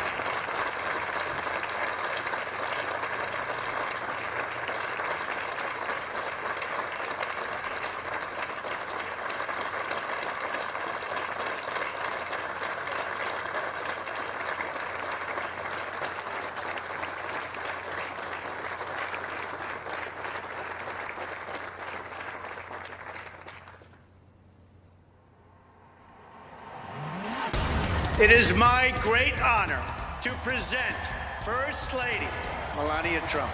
First Lady Melania Trump. First Lady Melania Trump officially kicking off her Be Best initiative. She is courageous. She's taking on a tough topic. Focused on the well-being of children, social media use, and opioid abuse.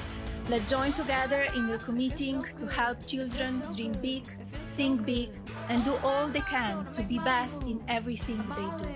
This is her showcasing what she brings to the position of First Lady. She is smart, independent, and I think people have underestimated her big time. The First Lady was amazing. She was gracious.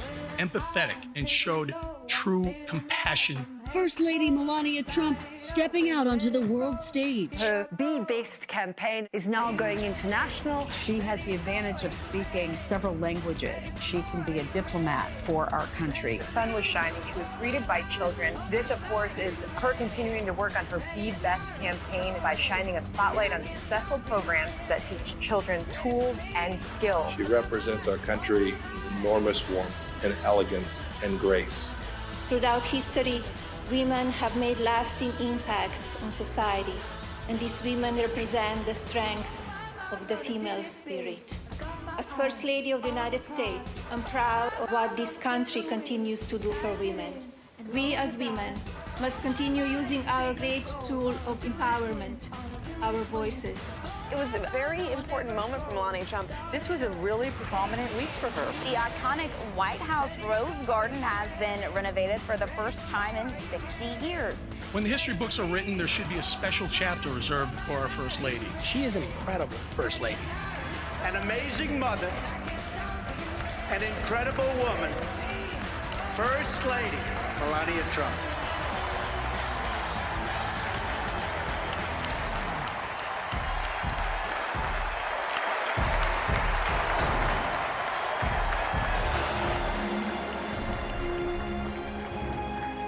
Ladies and gentlemen, please welcome the First Lady of the United States, Mrs. Melania Trump.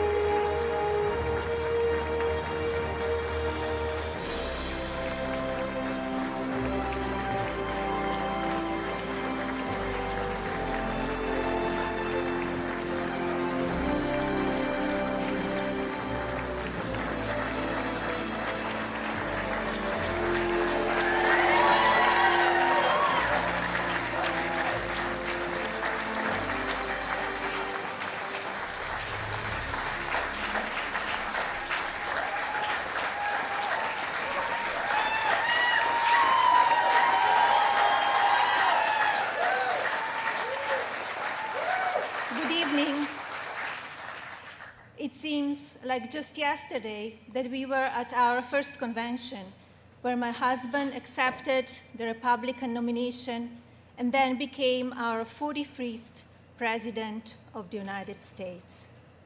Yet the energy and enthusiasm for who should lead this nation, it is real today as it was 4 years ago. I know I speak for my husband and the entire family when I say we have not forgotten the incredible people who were willing to take a chance on the businessmen who had never worked in politics. We know it was you who elected him to be Commander-in-Chief, and we know it is you who will carry us through again. We were humbled by the incredible support then, and we are still grateful today. I want to acknowledge the fact that since March, our lives have changed drastically.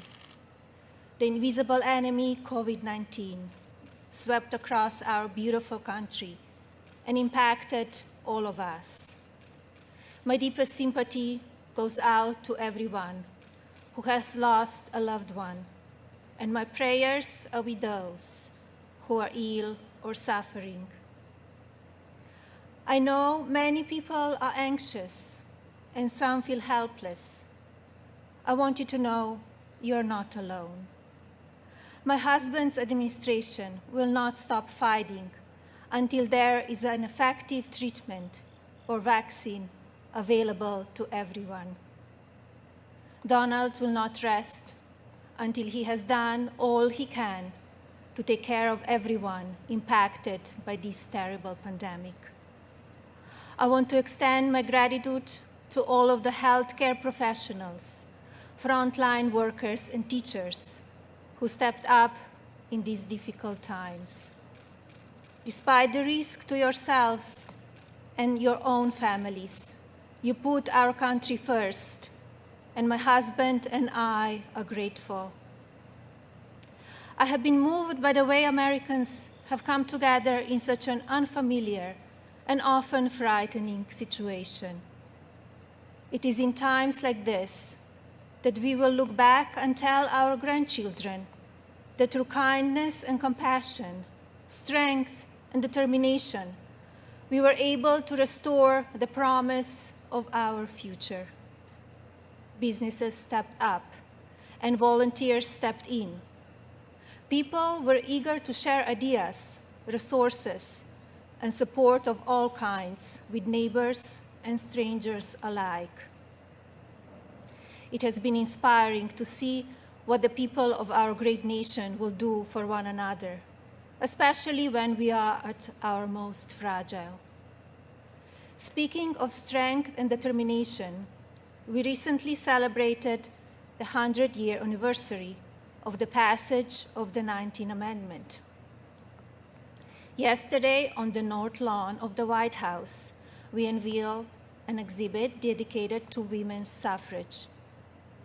The exhibit called on children from across the country to send art honoring the meaning of this important time in women's history.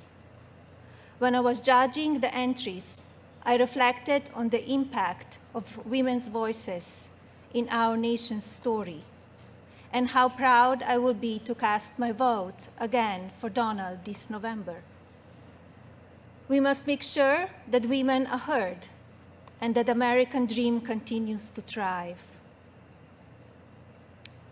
Growing up as a young child in Slovenia, which was under communist rule at the time, I always heard about an amazing place called America, a land that stood for freedom and opportunity. As I grew older, it became my goal to move to the United States and follow my dream of working in the fashion industry.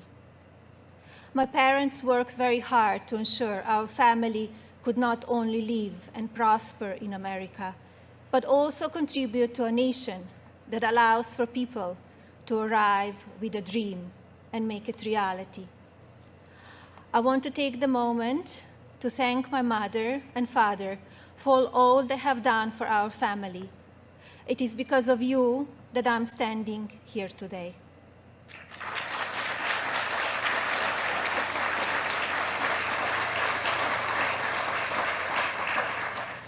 I arrived in the United States when I was 26 years old. Living and working in the land of opportunity was a dream come true, but I wanted more. I wanted to be a citizen. After 10 years of paperwork and patience, I studied for the test in 2006 and became an American citizen.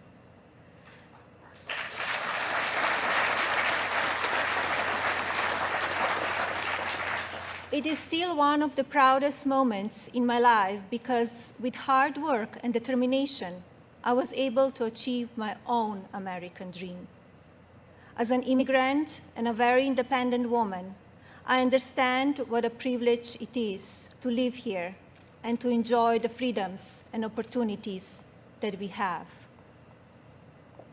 As First Lady, I have been fortunate to see the American dream come true over and over again.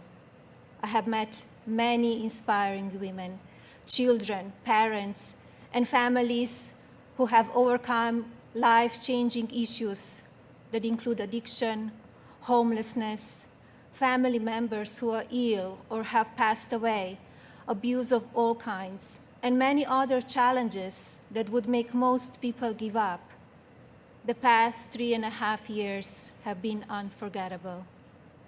There are no words to describe how honored, humbled, and fortunate I am to serve our nation as your First Lady. After many of the experiences I've had, I don't know if I can fully explain how many people I take home with me in my heart each day. From brave soldiers who give up so much so that we can be free, to children of all circumstances who I have met around the world. Thank you for inspiring me. It is my greatest honor to serve you. When I speak to members of the military, despite sacrificing time with their families, experience the fear of war or suffering loss, they have no regrets about serving our country. The same goes for their families and the families of first responders who often watch their loved ones walk out the door, not sure if or when they will come home. When I speak to families who have lost someone, the pain mixed with pride I hear in their voices is something I think about often. So thank you to all who serve our country in the military and as first responders. And thank you to the families who wait for them. You are our heroes in your own right. I have also been moved by the many children and families I've spent time with at hospitals, schools, and other locations around the world. Children who are dealing with pain or illness that would break even the strongest adult. Parents who are grateful to wake up every day and see that their child is still alive. These families are a testament to what faith and medicine, strength and science can do. On my first international trip as First Lady, my husband and I visited places of great significance to the three major religions: Islam, Christianity, and Judaism. One special memory from that trip is of a young boy I had privilege of visiting while at Bambino Gesù Hospital in Rome, Italy. While there, I read the little boy a story and learned that he and his family had been waiting for a heart for a very long time, and he had a grim prognosis. His situation brought my staff and me to tears, and we spoke of a little else as we flew to Belgium for the next part of our trip. Upon landing just a few hours later, we learned that a heart had been donated and would be going to the little one. I think about him often, along with so many amazing and strong young patients across our own country. More profound and sadly unavoidable examples of our country's strength and character have occurred in the communities that have been impacted by natural disasters. Hurricanes, tornadoes, and flooding may show the ugly side of Mother Nature, but in their aftermath, they can show us a beautiful side of humanity. My husband and I have visited many places that have been affected by natural disaster, and we are deeply moved by the strength of the people who have lost everything and the kindness of neighbors and communities. The common thread in all of these challenging situations is the unwavering resolve to help one another.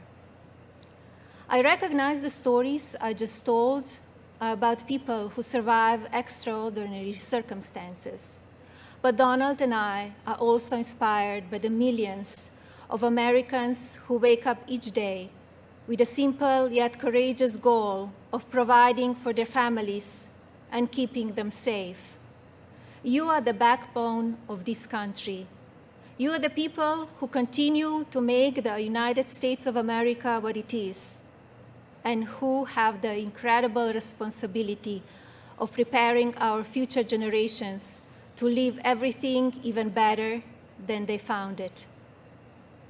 Just as you are fighting for your families, my husband, our family, and the people in this administration are here fighting for you. No matter the amount of negative or false media headlines or attacks from the other side, Donald Trump has not and will not lose focus on you. He loves this country, and he knows how to get things done. As you have learned over the past 5 years, he is not a traditional politician. He doesn't just speak words. He demands action, and he gets results. The future of our country has always been very important to him, and it is something that I have always admired. In fact, it is to help ensure a better future for our next generation that I launched Be Best, my initiative to help children achieve their fullest potential. Be Best has one simple goal: teaching youth about the importance of their well-being, both mentally and physically.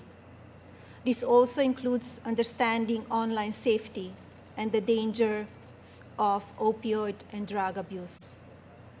Through Be Best, my office and I have been able to highlight people, programs, and organizations that are doing extraordinary things in our country and around the world.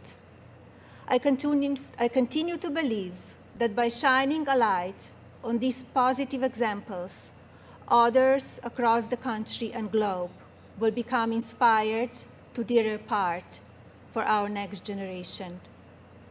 Helping children is not a political goal. It is our moral imperative. When I think back to a defining moment of Be Best, my mind goes to a trip I took to Africa. On that vast and beautiful continent, I was able to visit the countries of Ghana, Malawi, Kenya, and Egypt. One of those visits, in particular, had a profound impact on me. Ghana, on the coast of West Africa, was the first stop on my trip, and I experienced firsthand its warm people and their traditions. While there, I visited the Cape Coast Castle and learned more about the beginning of a cruel and often deadly journey in the era of the slave trade. I was horrified when I listened to the guide tell me so many inhumane stories, and I gained new perspectives. It is time in our history we must never forget, so that we can ensure that it never happens again. Like all of you, I have reflected on the racial unrest in our country. It is a harsh reality that we are not proud of parts of our history. I encourage people to focus on our future while still learning from our past. We must remember that today we are all one community comprised of many races, religions, and ethnicities. Our diverse and storied history is what makes our country strong, and yet we still have so much to learn from one another. With that in mind, I like to call on the citizens of this country to take a moment, pause, and look at things from all perspectives. I urge people to come together in a civil manner so we can work and live up to our standard American ideals. I also ask people to stop the violence and looting being done in the name of justice, and never make assumptions based on the color of a person's skin. Instead of tearing things down, let's reflect on our mistakes, be proud of our evolution, and look to our way forward. Every day, let us remember that we are one nation under God, and we need to cherish one another. My husband's administration has worked to try and effect change when it comes to issues around race and religion in this country. He is the first president to address a special session of the United Nations General Assembly to call upon countries across the world to end religious persecution and honor the right of every person to worship as they choose. He has made substantial investments in our historically Black colleges and universities. This president also continues to fight for school choice, giving parents more options to help their children flourish. My husband knows how to make a real change. From the day that I met him, he has only wanted to make this country the best it can be. For many years, I watched him grow concerned and frustrated, and I'm so proud to see the many things he has done in such a short time. America is in his heart. So while at times we only see the worst of people and politics on the evening news, let's remember how we come together in the most difficult times.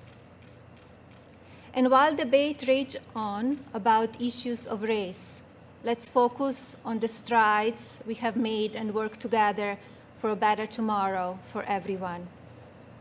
Our administration has also devoted historic resources and produced life-saving results by raising awareness around opioid addiction and drug abuse, especially for children. When so often the headlines are filled with gossip, I want to take this moment to encourage the media to focus even more on the nation's drug crisis.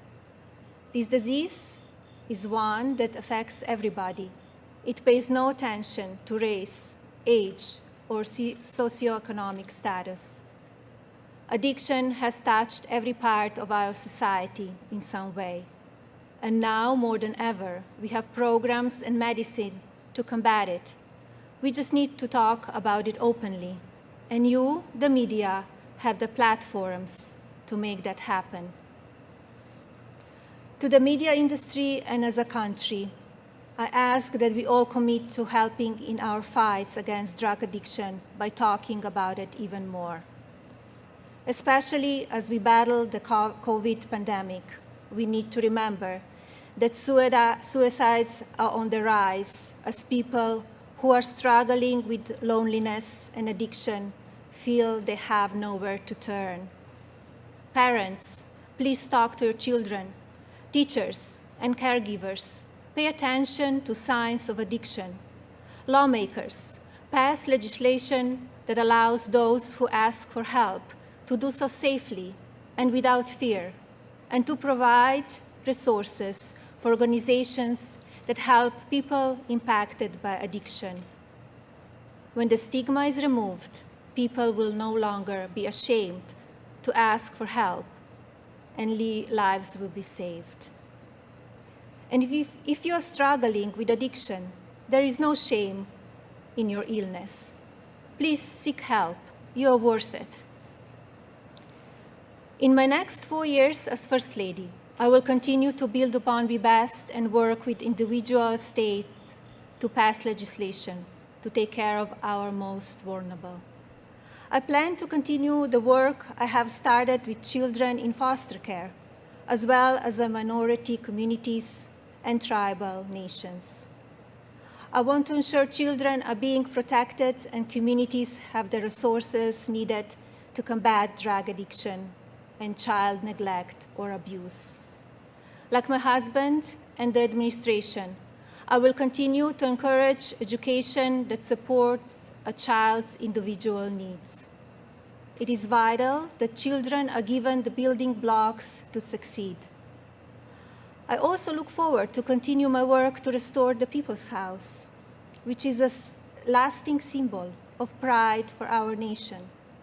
I believe this iconic home needs to be cared for and preserved so it can be enjoyed by the people of this country and visitors from around the world for years to come. I'm passionate about this beautiful house, the grounds, and all they represent. And now, I have a special message for the mothers of this country. This modern world is moving so fast, and our children face challenges that seem to change every few months. Just like me, I know many of you watch how mean and manipulative social media can be. And just like me, I'm sure many of you are looking for answers how to talk to your children about the downside of technology and their relationships with their peers. Like every parent in this country, I feel there are so many lessons to teach our son and responsibilities as his mother, but there are just not enough hours in the day to do it all. I remind myself that I'm more fortunate than most and still have days that I look for wisdom and strength to do the very best I can for him. To mothers and parents everywhere, you are warriors. In my husband, you have a president who will not stop fighting for you and your families. I see how hard he works each day and night, and despite the unprecedented attacks from the media and opposition, he will not give up. In fact, if you tell him he cannot be done, he just works harder. Donald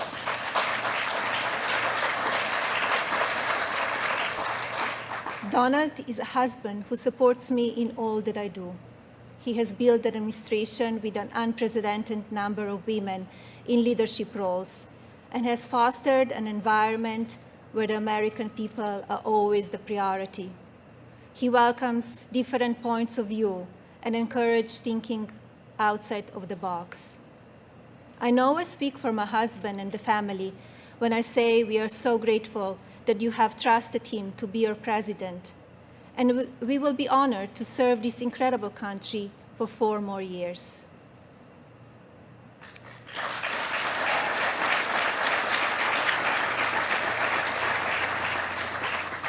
As you have heard this evening, I don't want to use this precious time attacking the other side, because as we saw last week, that kind of talk only serves to divide the country further. I'm here because we need my husband to be our president and commander-in-chief for 4 more years. He is what is best for our country. We all know Donald Trump makes no secrets about how he feels about things. Total honesty is what we as citizens deserve from our president. Whether you like it or not, you always know what he's thinking. And that is because he's an authentic person who loves this country and its people and wants to continue to make it better. Donald wants to keep your family safe. He wants to help your family succeed. He wants nothing more than for this country to prosper, and he doesn't waste time playing politics. Almost 4 years ago, we went into Election Day completely underestimated. Despite what is being said again this year, I know, just as you do, that Americans will go to the polls and vote on the behalf of their families, our economy, our national security, and our children's future. To vote for those ideals is not a partisan vote. It is a common sense vote, because those are goals and hopes that we all believe in. I believe that we need my husband's leadership now more than ever in order to bring us back once again to the greatest economy and the strongest country ever known. God bless you all, your families, and God bless the United States of America.